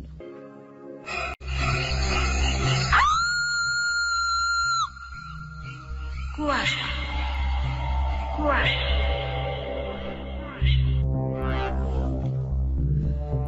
কুয়াশা চলছে রেডিও এফএম 90.2 এর সঙ্গে আছি শারমিনের সঙ্গে আছি ব্রতী। আর চিৎকার শুনে ভয়ে কেঁপে উঠছেন কেউ কেউ, আরো পরে কেঁপে উঠবেন যতবার শুনবেন। কেউ বাতি বন্ধ করে শুনছে, কেউ বাতি জ্বালিয়ে শুনছে। বাতি বন্ধ করে সে শুনছে যার খুব সাহস আছে, আর বাতি জ্বালিয়ে শুনছে সে যার সাহস একটু কম। এবং অনেকে একা যারা ঘুমোচ্ছেন রাত্রেবেলা তাদেরকে বলছি যে বাড়িতে যদি অন্য কেউ থাকে বাতি জ্বালিয়ে ঘুমান বা টিভিটা অন করে ঘুমাতে পারেন। আমি যেরকম ভয় পেলে মাঝে মাঝে রাতে টিভি অন করে ঘুমাই। অনেকে একা আছেন, ভয় পাবেন না। কুয়াশা কেটে গেলে তখন আর ভয় লাগবে না অতটা। সেটাই। হ্যাঁ, আর আমরা যেটা এতক্ষণ শুনছিলাম যে নানা রকম জল্পনা কল্পনা চলছিল, এখনো চলছে। আসলে আমি আর ব্রতী চেষ্টা করছি যে আমরা কতটা জট ছাড়াতে পারি, আমরা জট ছাড়াতে পারি কিনা। আমি প্রশ্ন করেছিলাম যে তারা কি জানে, কি সেরকম কি কোন উত্তর কেউ দিয়েছে? একজন আমাকে লিখেছে যে খুন করেছে শরীফের বন্ধু, শরীফকে খুন করেছে শরীফের বন্ধুরা। হ্যাঁ, কিন্তু শরীফের, ঠিক আছে বুঝলাম, শরীফের বন্ধুরা শরীফকে কেন খুন করেছে? হয়তো টাকা পয়সা নিয়ে ঝগড়া হতে পারে। জুয়ো খেলায় অনেক সময় টাকা পয়সার একটা বিষয় থাকে, তাই না? মদ খেয়ে মানুষ অনেক সময় মাতাল হয়ে অনেক উল্টাপাল্টা কাজ করে, সেটা হতে পারে। কিন্তু শম্পার খুনিটাকে, শম্পাকে কি খুন করলো সেটা একটা প্রশ্ন। শম্পার খুনি হিসেবে তো শরীফের নামটাই বারবার আসছে, আর শরীফকে কে খুন করেছে সেই ব্যাপারে আরেকটা অনুমান এসেছে বন্ধুদের কাছ থেকে। সেটা হচ্ছে শম্পার যদি কোনো পরকীয়া প্রেম থেকে থাকে তো সেই প্রেমিক সম্ভবত শরীফকে হত্যা করেছে শম্পার হত্যার প্রতিশোধ নেওয়ার জন্য। সেটাও হতে পারে, সবই হতে পারে, সবই হতে পারার মধ্যে আছে। এখন পর্যন্ত আমরা কিছুই জানি না। একজন বন্ধু লিখেছেন, তার নামটাকে একটু বের করে নেই, হাসান শরীফ। তিনি লিখেছেন, কুয়াশা শুনতে ভালো লাগছে কিন্তু শুরুতে এত বিস্তারিত কথা বলা আসলে বিরক্তিকর। ধন্যবাদ হাসান শরীফ, মিরপুর 1 থেকে লিখেছেন। আপনাকে একটা কথা বলি, আপনি গত সপ্তাহটা শুনেননি সম্ভবত, এবং গত সপ্তাহে যে আমাদের নার্গিস হত্যা কাহিনী ছিল সেটা এত রহস্যজনক এবং এত ইন্টারেস্টিং একটা ঘটনা ছিল যে 10 বছর পরে যে ঘটনা আমি যেতে চাচ্ছি, সেখান থেকে কিছু প্রশ্ন ছিল বন্ধুদের, যেগুলো উত্তর দিয়েছি। আমরা শুরুতেই বলেছি যে গল্পে আমরা পরে যাব, কারণ অনেক সময় এই গল্পের কিন্তু একেবারে নির্দিষ্ট টাইম ধরে করলে তো আমাদের তৈরি করা গল্প হয়ে যাবে, এটা তো আমাদের তৈরি করা গল্প না। হ্যাঁ, কিছু নাটকীয় দৃশ্য আমাদের আপনাদেরকে শোনাবার জন্য তৈরি করতে হয়েছে, কিন্তু বাদ বাকিটা তো গল্প যতটুকু ততটুকুই। সুতরাং গল্প যতক্ষণ ততক্ষণে চলবে, আর বাদ বাকি সময় ব্রতী এবং আমার সঙ্গে অর্থাৎ শারমিনের সঙ্গে আপনাদের কথাবার্তার আদান প্রদান যে প্রশ্ন চলতে থাকবে। যে প্রশ্নগুলো আপনাদের মনে আছে আমরা চেষ্টা করবো উত্তর দিতে, কারণ আমরা সবাই কুয়াশার মধ্যে, কুয়াশার আবর্তের মধ্যে আছি। আর হয় না, একটা গল্প পড়তে গেলে আমাদের ভিতরেও নানা ধরনের প্রশ্ন জাগে। সেই প্রশ্নগুলো, বন্ধুদের প্রশ্নগুলো, একজন যাতে আরেকজনের প্রশ্নটা শুনতে পারে সেটা তো একটা বড় ব্যাপার। আমরা চাই যে সবার সাথেই সবকিছু ভাগাভাগি করে নিতে। আচ্ছা, আরজি শিহাব লিখেছে, ফার্স্ট গল্পটা অসম মনে হচ্ছে, আশা করি চরম হবে গল্পটা। এটা প্রথম গল্প নয় আরজি শিহাব, গত সপ্তাহে আরেকটা গল্প গেছে, এটা দ্বিতীয় দিন চলছে এই আয়োজনের, মানে সেকেন্ড এপিসোড চলছে আর কি। সেকেন্ড এপিসোড, হ্যাঁ সেকেন্ড এপিসোডই বলবো, প্রথম গল্পের না। প্রতি এপিসোডে নতুন নতুন একটা গল্প থাকবে। আর লিখেছে প্রিন্স জাহাঙ্গীর খান, আবার লিখেছে, আপু আমি কুয়াশার নতুন বন্ধু। কুয়াশার নামটাই কেমন যেন অদ্ভুত, আর ব্যাকগ্রাউন্ডটা নাইস। অনেক ধন্যবাদ। ডিয়ার অ্যাডমিন, চিটাগং এবিসিতে শোনা যাচ্ছে না কেন? কুয়াশা মিস করছি। কুয়াশা আপনি মিস করবেন না, কুয়াশা আপনি ডাউনলোড করে শুনতে পারবেন এবিসি রেডিওর সংগ্রহশালা থেকে। হ্যাঁ, সংগ্রহশালা থেকে, অর্থাৎ যেটাকে আমরা আর্কাইভ বলি। সাকিব শরীফের ধারণা, আচ্ছা, সাকিবের ধারণা শরীফ খুন করেছে শম্পাকে, আর শরীফকে খুন করেছেন ওসি সাহেব নিজেই। কি করে বুঝলে সাকিব তুমি এই ঘটনাটা? সেটা তো লিখিনি। আচ্ছা, যাই হোক, আমরা দেখি, আমরা শুনতে থাকি। আর এই আয়োজনটা পুনঃপ্রচার করা সম্ভব কিনা জানতে চাই আমাদের একটা বন্ধু। পুনঃপ্রচার করা সম্ভব হবে আমাদের, আসলে আমাদের তো অনেক আয়োজন থাকে, আর পুনঃপ্রচার করা ডাউনলোড করে শুনতে পারবে, আমাদের আর্কাইভে দেয়া থাকবে। তুমি যখন ইচ্ছা, যতবার ইচ্ছা শুনতে পারো। আর পুনঃপ্রচার করা হবে হয়তো কখনো যদি আমাদের সেরকম কোনো গল্প, যদি কখনো সেরকম কোনো আমাদের অনেক সময় অবস্থা দেখা গেল প্রচন্ড ঝড় হয়েছে বা এরকম, আমরা তারপরেও চেষ্টা করি সবকিছু সম্প্রচার করে, হয়তো আসতে পারলাম না বা কিছু না, বা হয়তো অনিবার্য কারণবশত, যদি অনিবার্য কারণবশত কখনো কিছু হয় তখনই পুনঃপ্রচার করা হবে। অথবা পাবলিক ডিমান্ড থাকলে আমি জানি না সপ্তাহে অন্য কোনো দিন, আমার মনে হয় একদিনই ভালো, পুনঃপ্রচার না করে ডাউনলোড করে তোমরা শুনতে পারো, কারণ রহস্যগুলো তো একবার বলার পর শেষ হয়ে যায়। যাই হোক, ফাহিমের ধারণা খুবই মানে somebody third is playing all the tricks, সুন্দর করে গুছিয়ে বলেছে। মানে তৃতীয় ব্যক্তির কারসাজি হতে পারে, তৃতীয় ব্যক্তি কেন, চতুর্থ ব্যক্তিও থাকতে পারে। সেখানে তো 4 জন লোকই ছিল, সেই 4 জন লোকই হয়তো 2 জনকে খুন করেছে, এমন হতে পারে। 4 জন লোক না, যদি সেখানে শরীফ থাকে তাহলে 3 জন লোক। কুয়াশা কে লিখেছে, নেম কুয়াশা আমার নামই একটা শো। ওয়াও আপু, ইউ আর গ্রেট। তাই তোমার নাম কুয়াশা, খুব খুশি হলাম, এরকম নাম সহজে মানুষের নাম শোনা যায় না। আর এটা আবার সে এটাও লিখেছে, আই এম ভেরি স্কেয়ার্ড, ভয় পেতেই হবে। হ্যাঁ, ভয় পাওয়ার মতোই ঘটনা, কারণ এখন পর্যন্ত রহস্য ক্রমাগত ঘনীভূত হচ্ছে। আর সাইফুল জানতে চাই, এটা কি রিয়েল স্টোরি নাকি কোথাও থেকে নেওয়া? এটা একটা সত্যি ঘটনা থেকে নেওয়া অবশ্যই, আর সবসময় সত্যি ঘটনা, কিছু গল্প, কিছু কাহিনী থেকে আমরা নিব ভবিষ্যতে, সেরকমও আসবে। সত্যি ঘটনা গতবারে ছিল, এবার একটা সত্যি ঘটনা থেকে নেয়া, এটা আমরা সবকিছুর প্রমাণ নিয়ে পাইনি দেখে আমরা, যেরকম গতবার আমরা অনেককে আনতে পেরেছি, তাদের যারা আত্মীয় স্বজন ছিল, সেরকম এটা বেশ আগের ঘটনা, তো সেরকম কাউকে পাওয়া যায়নি। তো তেমনি আমরা আরো অনেক ঘটনা জানবো আগামীতে, যেগুলো খুব সত্যি ঘটনা থাকবে। কিছু হয়তো আমরা কাহিনী, আমরা কোনো গল্প বা কোনো সত্যি ঘটনার ছায়া থেকে তৈরি করতে পারি, সেরকম। রায়হান লিখেছে, 1 মিনিট, কুয়াশা আর পুরো টিমকে জানাই শুভেচ্ছা এমন একটা অসম অনুষ্ঠানের জন্য। শুনতে ভালো এবং ভয় দুটোই লাগছে। হ্যাঁ, আর লিখেছে, সুইট সিস শারমিন এবং ব্রতি, তোমাদের প্রেজেন্টেশন ওয়েল। কুয়াশা নেমেছে, আর শারমিন আপি, your voice is like Sharmin Lucky. Not at all, Sharmin লাকির সাথে আমার ভয়েস থাকতে পারে, হয়তো আমি বলতে পারবো না, পাশাপাশি শুনলে বোঝা যাবে। হাই আপু, ভেরি বিউটিফুল কুয়াশা সংলাপ। কুয়াশা টিমকে থ্যাঙ্কস দেওয়ার জন্য ধন্যবাদ। একটা জিনিস আমাকে বলতে হবে, সবাই যে বুঝতে পারছে যে এটার পিছনে একটা বিশাল টিম কাজ করছে, সেটা দ্যাটস ভেরি ওয়ান্ডারফুল। আর আপু, আমি আপনাদের নতুন বন্ধু, আমি আপনাদের অনুষ্ঠান শেষ পর্যন্ত শুনবো অবশ্যই, এটা শেষ পর্যন্ত না শুনে যাওয়া যাবে না। অপু লিখেছে, পরকীয়া বিষয়টা খুবই খারাপ, প্রেম হোক আর বিয়ে হোক, তৃতীয় পক্ষ ঢুকলেই যত গন্ডগোল লাগে। একদম সত্যি কথা। তারপরে হাই আপু, আমি মুরাদ ভুইয়া, জয় পুরা কুয়াশার শব্দ আমার কাছে অনেক ভালো লাগে, আমি রিংটোন হিসেবে আচ্ছা করো, নিজে আবার ভয় পেয়ে যেও না, বা অন্যদেরকে ভয় পাইয়ে দিও না। শারমিন আপু, ভালো লাগছে আর ভয়ও লাগছে।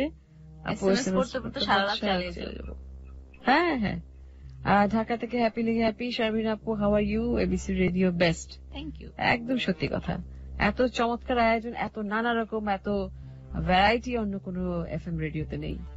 আসিফ ইকবাল পরম আমাদেরকে অনেক ধন্যবাদ জানিয়েছে, কুয়াশার মতো এই আয়োজনের জন্য অনেক ভালো লাগছে, কিন্তু ভয় করছে না নাকি তার সাহসী ব্যক্তি? তুমি অত্যন্ত সাহসী। হ্যাঁ, ভয় না করুক, একটা রহস্যের মধ্যে আছো, একটা কৌতূহল যদি তোমার মধ্যে জাগাতে পারে, সেটাই কিন্তু অনেক।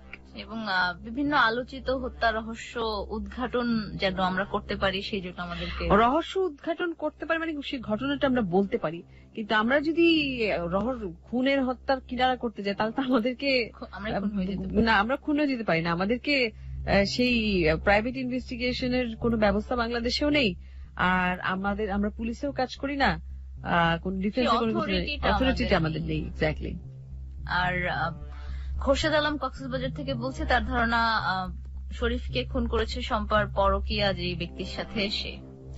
সবই হতে পারে বলবো, আমি এখন কিছুই বলতে পারছি না, শেষ পর্যন্ত থাকতে হবে সেটা জানতে হলে। আর হিমাদুল ইসলাম তানজিম লিখেছে, এবিসি কে ধন্যবাদ। খুব ভালো লাগছে কুয়াশা, অনেক ধন্যবাদ। ভয় লাগছে, ভয় লাগবে, সেটাই তো, সেটার জন্যই তো এই আয়োজন। লিখন লিখেছে নীল ফামারি থেকে, আপু এত SMS পড়ার সময় নষ্ট, SMS পড়বো, তোমরা কষ্ট করে লিখে পাঠাবে, না পড়লে তখন বলবো যে পড়ছো না কেন। আর সময় নষ্ট মোটেই করছি না, তোমাদেরকে আটকে রাখছি, তোমাদেরকে আরো বেশি সাসপেন্সের মধ্যে রাখতে চাই।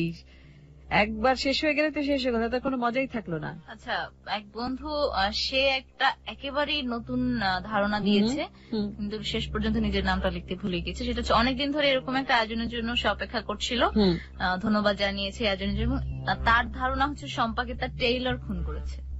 দর্জি হতে পারে, হয়তো কখনো বকা টাকা দিয়েছিল কামিজ উল্টো পাল্টা বানাবার জন্য, বানিয়ে ফেলে হয়তো মাপ মতন বানাতে পারেনি। আসলে অনেক কিছু হতে পারে। তার পরকীয় প্রেমিক কি জানি, এক্সট্রিম সানি লিখেছে অনেক ভয়ের কাহিনী। আচ্ছা, কাহিনী বলা শুরু করো, সে খুবই কিউরিয়াস হয়ে যাচ্ছে। আচ্ছা, কিউরিয়াস হয়ে থাক, আর কিছুক্ষণ অপেক্ষা রাখি তোমাদের। এত তাড়াতাড়ি রহস্য খুলে ফেললে রহস্যের ঝাঁপি খুলতে চাচ্ছি না, কুয়াশা আরো কিছুক্ষণ থাকুক।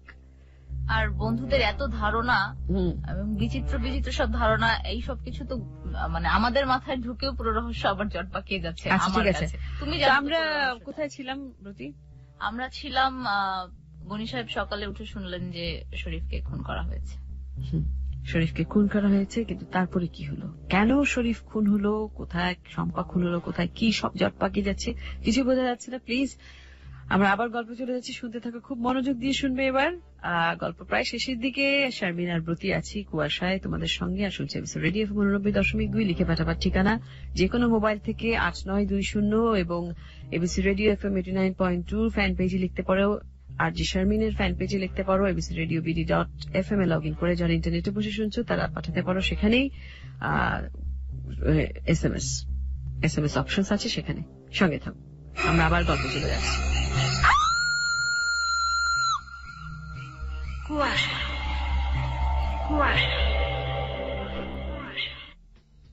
গল্পের শুরুতে আমরা বলেছি শম্পার মায়ের নানা স্ক্যান্ডাল ছিল। ওই যে মানুষজন বলতো তিনি স্বামী রেখে অন্য পুরুষদের সঙ্গে সম্পর্কে জড়িয়েছিলেন, সেরকমই একটা সম্পর্ক ছিল তার ওসি আব্দুল গনির সঙ্গে। সেটা অবশ্য অনেক আগের কথা, যখন চাকরিতে জয়েন করার পর আব্দুল গনির প্রথম কুমিল্লায় পোস্টিং হয়েছিল না, যেটা আমি শুরুতেই বলছিলাম। সেই সময় তিনি তরুণ ছিলেন, শম্পার মারও বয়স কম ছিল, তিনি অত্যন্ত সুন্দরী ছিলেন, আগেই বলেছি। তার স্বামী পাগল হয় আব্দুল গনির সঙ্গে, তার কোনো না কোনো ভাবে কুমিল্লার কোন এক জায়গায় আলাপ হয়, পরিচয় হয়, আস্তে আস্তে তাদের মধ্যে সম্পর্ক অনেক গাঢ় হয়, গভীর হয় এবং প্রেমের সম্পর্ক গড়ে ওঠে। নতুন চাকরিতে জয়েন করে কুমিল্লায় আসার পর থেকে ছোট্ট একটা বাসা ভাড়া করে থাকতেন গনি সাহেব, এবং সেই বাসায় মাঝে মাঝে লুকিয়ে আসা যাওয়া করতো শম্পার মা রেনু। কে? আমি। ও, আসো আসো। কেউ দেখেনি তো? আর দেখলেই কি, আমার তো এমনিতেই বদনাম, তোমার জন্য না হয় আরো একটু বদনাম হইল। বদনাম হবে না, তুমি মাথা খারাপ লোকটারে ছেড়ে আমার কাছে চলে আসো। না, সেটা সম্ভব না। আমি চলে আসলে ওই লোকটারে দেখাশোনার তো কেউ নাই। তাহলে কি আমি তোমাকে কোনোদিন আমার নিজের মতো করে পাবো না? পাইবা, এখন যেভাবে পাইতেছো সেইভাবেই পাইবা, কিন্তু আমি তারে ছাড়তে পারবো না। তো গনি সাহেব আর রেনুর ভালোবাসার ফসলই হলো শম্পা। সবাই জানতো শম্পা সেই পাগল বাবার সন্তান, আসলে কিন্তু না, শম্পার আসল বাবা হচ্ছেন আব্দুল গনি। কিন্তু মেয়েকে তিনি বেশি দিন দেখতে পারেন নাই, তার আগেই তার বদলি হয়ে গেছিল অন্য শহরে। আর যেহেতু সম্পর্কটা বৈধ ছিল না, তাই তিনি সামাজিকভাবে এটা নিয়ে কিছু করতেও পারেননি। তবে মৃত্যুর আগে রেনু শম্পাকে সব সত্যি কথা বলে গিয়েছিল, কে তার আসল বাবা সেটাও তাকে বলে গিয়েছিল। আবার একটা চিঠি লিখে গনি সাহেবকেও জানিয়ে গিয়েছিল যে তার মেয়ে বড় হয়ে গেছে, সে যেন তাকে একটু দেখে রাখে। কিন্তু গনি সাহেবের তখন নিজের সংসার হয়ে গেছে, তিনি বিয়ে করে ফেলেছেন, স্ত্রী ছেলে মেয়ে আছে তার সেই ঘরে। তাই ইচ্ছা থাকা সত্ত্বেও তিনি কিচ্ছুই করতে পারেননি শম্পার জন্য। তবে তার মনের ভিতরে নিজের মেয়ের জন্য একটা ভালোবাসা ঠিকই ছিল, সব সময় তার সম্পর কথা মনে হতো।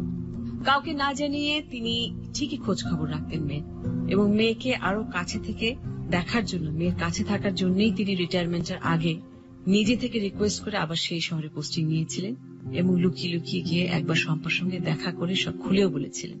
আর অনেকদিন পর নিজের আসল বাবাকে খুঁজে পেয়ে শম্পাও খুব খুশি হয়েছিল। শুধু একটাই আফসোস ছিল, গনি সাহেব যে তার আসল বাবা এটা সে কাউকে বলতে পারত। তুই আমাকে ক্ষমা করে দিস মা, বাপ হয়েও আমি কোনোদিন বাপের দায়িত্ব পালন করতে পারিনি। দায়িত্ব পালন করতে হবে না আব্বা, তুমি যে এতদিন পরে দেখতে আসছো আমারে, আমার কাছে আসছো, আমি এতেই খুশি। তবু তোর যখন যা লাগবে শুধু আমাকে বলবি, আমি তোকে সব দেওয়ার চেষ্টা করব। কিচ্ছু দিতে হবে না আব্বা, তুমি শুধু মাঝে মাঝে আইসা আমারে দেখা যাইও। এই কাজটা অবশ্য গনি সাহেব করতেন। মেয়েকে তিনি নিয়মিত দেখে আসতেন, প্রায় যেতেন তিনি, ফোনে খোঁজ খবর রাখতেন লুকিয়ে লুকিয়ে। ওই যে প্রতিদিন রাতে তিনি গাড়ি নিয়ে টহলে বের হতে বলেছিলাম না, যে এদিক সেদিক যেতেন, আসলে কিন্তু সেটা তার মেয়েকে একবার দেখার জন্য। সেটা ছিল একটা ছুতো। মাঝে মাঝে তিনি মেয়ের জন্য কিছু গিফটও নিয়ে যেতেন, হয়তো জামা কাপড় বা অন্য কিছু। তিনি যখনই যা পারতেন মেয়ের জন্য নিয়ে যেতেন। আর এগুলো দেখেই শম্পার স্বামী শম্পাকে সন্দেহ করত, এসব জামা কাপড় দামি দামি জিনিসপত্র কোত্থেকে আসে। শরীফ হয়তো ভেবেছিল যে শম্পার অন্য কোনো অ্যাফেয়ার আছে, তার মায়ের মতোই সে দুশ্চরিত্র, এবং এইগুলি নিয়েই সে রাগারাগি করত, গায়ে হাত তুলত শম্পার। এবং একটা পর্যায়ে খুবই বাজে সম্পর্ক হয়ে গিয়েছিল শম্পার সঙ্গে শরীফের। কিন্তু শম্পা তো আর বলতে পারে না যে এগুলি তার বাবা তাকে দিয়েছে। বললে গনি সাহেব সমাজে ছোট হয়ে যাবে।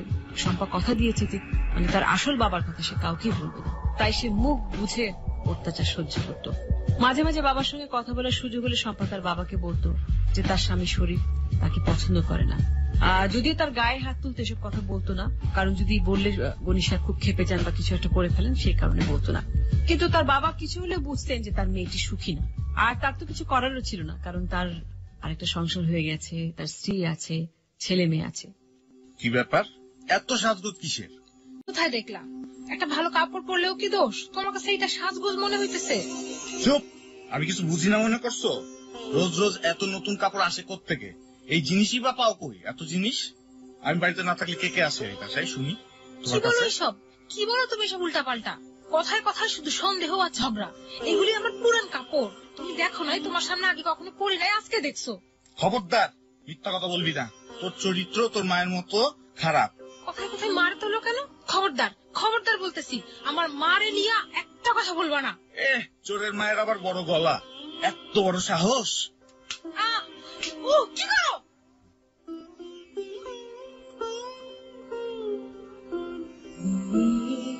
তো যেদিন টহলে বের হয়ে নিজের মেয়ের লাশ দেখেছিলেন গনি সাহেব, দেখেই গনি সাহেবের প্রথমেই সন্দেহ হয়েছিল তার জামাই শরীফের উপর। কিন্তু তার হাতে কোনোই প্রমাণ ছিল না। পোস্টমর্টমের রিপোর্টটা যখন তার হাতে আসলো, তখন আর তার কোনো সন্দেহই রইল না যে শরীফই তার মেয়েকে খুন করেছে। তিনি যে পুলিশ অফিসার, আইনের লোক, সেটা ভুলে গিয়ে তার ভিতরে প্রতিশোধের আগুন জ্বলে উঠল। নিজের মেয়ে খুনিকে শাস্তি দেওয়ার জন্য তিনি ভাবতে লাগলেন যে কি করা যায়, কি করলে তার এই প্রতিশোধের আগুন নিভে যাবে। তাই তিনি নিজ হাতে খুন করলেন তার জামাইকে, অর্থাৎ শরীফকে।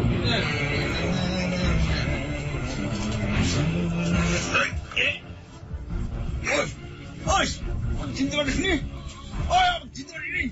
তুই এভাবে আমার মেয়েকে খুন করেছিলি না? এভাবে খুন করেছিলি না? তোকেও ঠিক এভাবে মরতে হবে। ঠিক এই মুহূর্তে সবাই একটা কথাই ভাবছেন যে গনি সাহেব শরীফকে খুন করলেন কখন। তিনি তো অ্যারেস্ট করতে গিয়ে শরীফ সাহেবকে পাননি, তারপর নিজের বাসায় ফিরে গিয়েছিলেন। হ্যাঁ, বাসায় ফিরে গিয়েছিলেন ঠিকই, কিন্তু সেটা সবাইকে দেখানোর জন্য। আর কিছুক্ষণ পরেই গাড়ি রেখে আবারও ফিরে এসেছিলেন ঠিক একই জায়গায়। এসে রাস্তায় সবার চোখের আড়ালে ওত পেতে অপেক্ষা করছিলেন শরীফের জন্য। তিনি জানতেন যত রাতই হোক, মদ খেয়ে জুয়া খেলে এই পথই বাসায় ফিরবে। সে বাসার কাছাকাছি যাওয়ার আগেই পুলিশ তাকে অ্যাটাক করেন, তারপর ধরে নিয়ে গিয়ে খুন করেন সেই পুকুর পাড়ের কাছে যেখানে তার মেয়ের লাশ প্রথম তিনি পেয়েছিলেন। এবং খুনও করেছিলেন ঠিক সেই একই পদ্ধতিতে। ঠিক শরীফ যেভাবে শম্পাকে খুন করেছিল, হাতের কনুই দিয়ে থাইরয়েডের কার্টিলেজ ভেঙে, ঠিক একইভাবে বাবাও তার মেয়ে হত্যার প্রতিশোধ নিল ঠিক একই পদ্ধতিতে, অর্থাৎ শরীফের থাইরয়েডের কার্টিলেজ ভেঙে শরীফকে হত্যা করলেন গনি সাহেব। এখন কথা হচ্ছে যে গনি সাহেব কি ধরা পড়েছিল? গনি সাহেবের কি বিচার হয়েছিল? না, গনি সাহেব ধরাও পড়েননি, গনি সাহেবের বিচারও হয়নি। কিন্তু এই ঘটনাটা সবাই জানলো কি করে, সেটাই হচ্ছে কথা। গনি সাহেব কিছুদিন আগে মারা গেছেন, মারা যাবার আগে তিনি জানিয়ে গিয়েছিলেন। মারা যাবার আগে তিনি একটি চিঠি লিখে যান পুলিশ কমিশনারকে। সেই চিঠিতে তিনি বিস্তারিত সব লিখে গিয়েছিলেন যে কিভাবে তিনি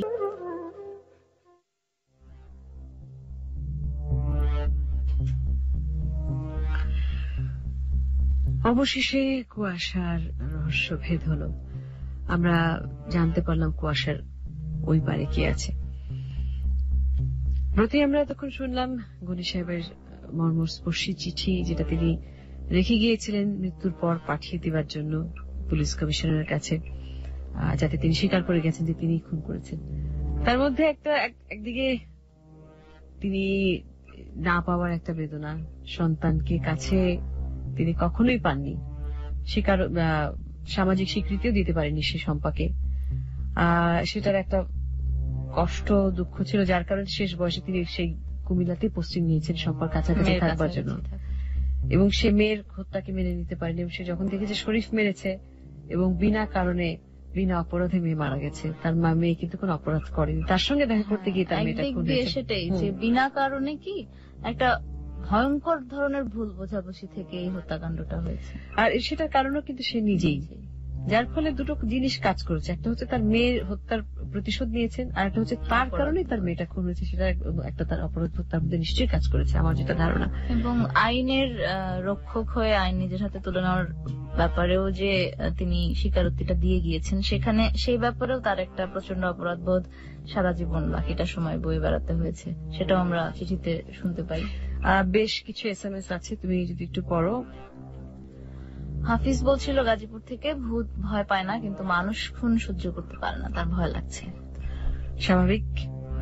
রাজীব কেরানীগঞ্জ থেকে সব বন্ধুদের বলেছে এই আয়োজনটা শোনার জন্য, যদি তারা না শুনে তাহলে সে নিশ্চিত যে তারা অনেক মিস করবে। অবশ্যই মিস করবে। অনেক ধন্যবাদ রাজীব তোমাকে। আমিন আসিম বলছে শারমিন আপু ভেরি নাইস কুয়াশা। অনেক ধন্যবাদ আমিন এবং আসিম। মাসুম এয়ারপোর্ট থেকে বলেছিল যে কুয়াশা শুধু ভয়ই দিচ্ছে না, আমাদের সবাইকে সাবধান করে দিচ্ছে। হ্যাঁ, এই সমাজে যে সমস্ত ঘটনা, রহস্যের কিছু ঘটনা, খুনের বলো বা অন্য কিছু, আমরা যেগুলো তুলে ধরবো কুয়াশার মাধ্যমে, যে ঘটনা বা যে গল্পগুলো আমরা বলবো, কাহিনী, সেখান থেকে কিন্তু অনেক কিছু শিক্ষার ব্যাপার আছে, শেখার ব্যাপার আছে, বোঝার ব্যাপার আছে। এগুলো শুনে কিন্তু আমরা অনেক সময় আমাদের জীবনের অনেক ঘটনা কিন্তু ঘটতে যাচ্ছে বা এরকম ঘটতে পারে, আমরা যদি এগুলো শুনে আগে থেকে একটু সাবধান, এটা অ্যালার্মিং একটা ব্যাপার। হ্যাঁ, যেমন আমার নিজের মধ্যে যে প্রশ্নটা, সেটা হচ্ছে যখন আমরা গনি সাহেবকে দেখি শরীফকে জেরা করছেন, তখন কিন্তু মানে গনি সাহেবের মুখ দিয়ে এটা বের হয় যে তাহলে আপনার স্ত্রীর পরকীয়া প্রেম ছিল, যদিও গনি সাহেব জানছেন যে কে তাকে জিনিস, কারণ আমরা একটা পরে যখন শুনেছি যে সে কিন্তু তার বাবার কাছে মুখ ফুটে না বললেও তার বাবা কিন্তু বুঝতে পারতো যে তার স্বামী তাকে অত্যাচার করে, এবং আমরা শুনেছি যে শরীফ তার সঙ্গে ভালো ব্যবহার করে না, সেটা তার মুখ থেকে সে বার করবার চেষ্টা করছিল যে কারণটা কি এটাই কিনা, যে শরীফ যে তার মেয়েকে কোনো সন্দেহ করে কিনা, যেহেতু তার সঙ্গে লুকিয়ে দেখা করেছে, জিনিসপত্র দেয়, সেটাও একটা কারণ হতে পারে, সেটার কারণে পরকীয়া কিছু ভাবছে কিনা, সেটাই হয়তো একটা কারণ ছিল। আচ্ছা, আর রহস্যের প্রতি আগ্রহী, অনেক ভালো লাগছে এই কারণে বলেছে সাগর। কুয়াশা টিমকে ধন্যবাদ জানিয়েছে রাহাতুল ইসলাম সুমন। অনেক ধন্যবাদ সুমন, আমাদেরকে ধন্যবাদ জানার জন্য এবং আমাদের অনুষ্ঠান শুনবার জন্য। শাহাদাত পলিটেকনিক থেকে বলছে যে উপস্থাপনা তার কাছে দারুণ লাগছে এবং সে বলতে চায় Kuasha is the best programme in FM radio. Thank you so much, we are overwhelmed. আর দ্বিতীয় আয়োজনেই যদি এটা শুনি, আমি চেষ্টা করবো আগামী আয়োজনে আরো ভালো, আর কিছু না শুনলেও চলবে, এটাতেই মন ভরে গেছে। হ্যাঁ, আর কখন অনুষ্ঠান শুরু হয় জানতে চাইছে একটা বন্ধু। ঠিক রাত 11টায়, খবরের পর, আর প্রতি সোমবার রাত 11টার খবরের পরে। আমরা আশা করছি আগামী সপ্তাহ থেকে বন্ধুরা সময় মতো চলে আসবে। ডোন্ট মিস, যারা মিস করবে তারা ডাউনলোড করে শুনতে পারবে লিঙ্কটা। আর আমাদেরকে শুনছে উত্তরা থেকে টিনা এবং ছোট বোন দীপ্তি, আমাদেরকে ধন্যবাদ জানিয়েছে এই আয়োজনের জন্য এবং তার খুদে বার্তা পড়ার জন্য। রাজীব শেখ বলছে যে আমাদের কথাগুলো খুব জীবন্ত লাগছে, মনে হচ্ছে আজকের ঘটনা এখনই ঘটেছে। ধন্যবাদ জানিয়েছে এবিসি টিমকে এবং আমাদেরকে। আপনাকেও ধন্যবাদ। অযথা স্ত্রীকে সন্দেহ করা ঠিক না বলছে একজন বন্ধু। একদম সঠিক, অযথা ওয়াইফকে শুধু না, কোনো মানুষকে সন্দেহ করা ঠিক না, কারণ সন্দেহ একটা এমন অসুখ যেটা যদি একেবারে অসুখটা যদি গভীর হয়ে যায়, তো সেখান থেকে খুনের মতন ঘটনাও ঘটতে পারে। হ্যাঁ, আমরা মানে এটা শোনার সময় আমার সেই ডেসডিমোনা আর ওথেলোর কথা মনে পড়ছিল। ম্যাকবেথ শেক্সপিয়ারের ওথেলো, তুমি ভুলে ম্যাকবেথ ভুলে হয়েছে। যাই হোক, মনে আছে যে ওথেলো শেষ মুহূর্তে ডেসডিমোনাকে মানে জাস্ট সন্দেহের বশবর্তী হয়ে খুন করে ফেলে। আর শম্পার জন্য খুব খারাপ লাগছে, অপু লিখেছে আমারও, মানে শেষ মুহূর্তে গিয়ে কি বলবো, আমি বাকরুদ্ধ হয়ে যাচ্ছিলাম। বনশ্রী থেকে তামজিদ বলছে আয়োজনটা আজকের গল্পটা ভৌতিক না হলেও ভয় পাচ্ছে, খুবই রহস্যজনক এবং শব্দ কথা বলেছে আমাদের আবহ সঙ্গীত আবহ শব্দ, সেটাও ভীষণ সুন্দর।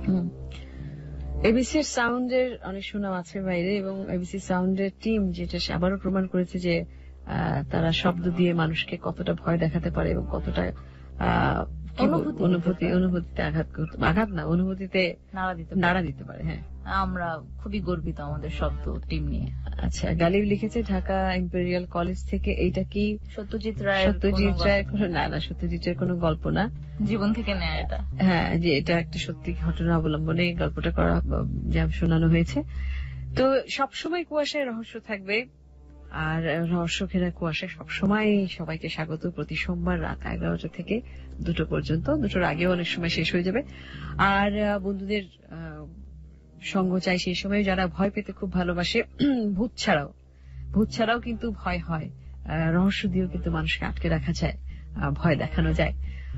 আমাদের গল্পে কখনো বলেছি নৃশংসতার কথা থাকবে, যা শুনে হয়তো শিউরে উঠতে হবে, ভয় কেঁপে উঠতে হবে। কখনো আবার এমনও কিছু থাকবে যেটা শুনে খুব বিস্ময় হতবাক হয়ে যেতে হবে, যেমন আজকের এই ঘটনাটি। ভয় কতটা ছিল জানি না, নৃশংসতাটা ছিল অবশ্যই, কিন্তু বিস্ময় বোধহয় হতবাক হয়ে গেছেন সবাই যারা শুনেছেন আজকের গল্প।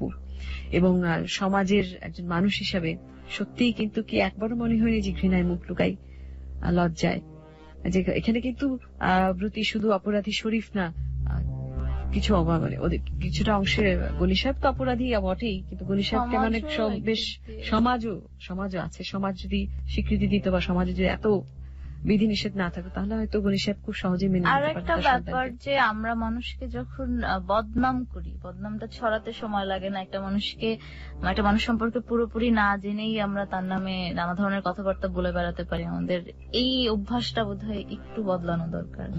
আর যেটা বলছিলাম, সন্দেহের বশবর্তীতে গিয়ে কোনো অনৈতিক কাজ বা কোনো চূড়ান্ত সিদ্ধান্তে পৌঁছানো উচিত না। সে কারণে সেক্ষেত্রে কিন্তু অনেক বড় অঘটন বা দুর্ঘটনা বা অনেক বড় একটা কিছু ঘটে যেতে পারে, ভয়াবহ কিছু ঘটে যেতে পারে। তো আজকে কুয়াশা এর পর্যন্তই থাকুক, আবারও নতুন রহস্য নিয়ে আগামী সপ্তাহে সোমবার শারমিন এবং প্রতি থাকছে আপনারই সঙ্গে। সে পর্যন্ত এবিসির সঙ্গেই থাকবেন, খুব ভালো থাকবেন, ভয় পাবেন না। শুভরাত।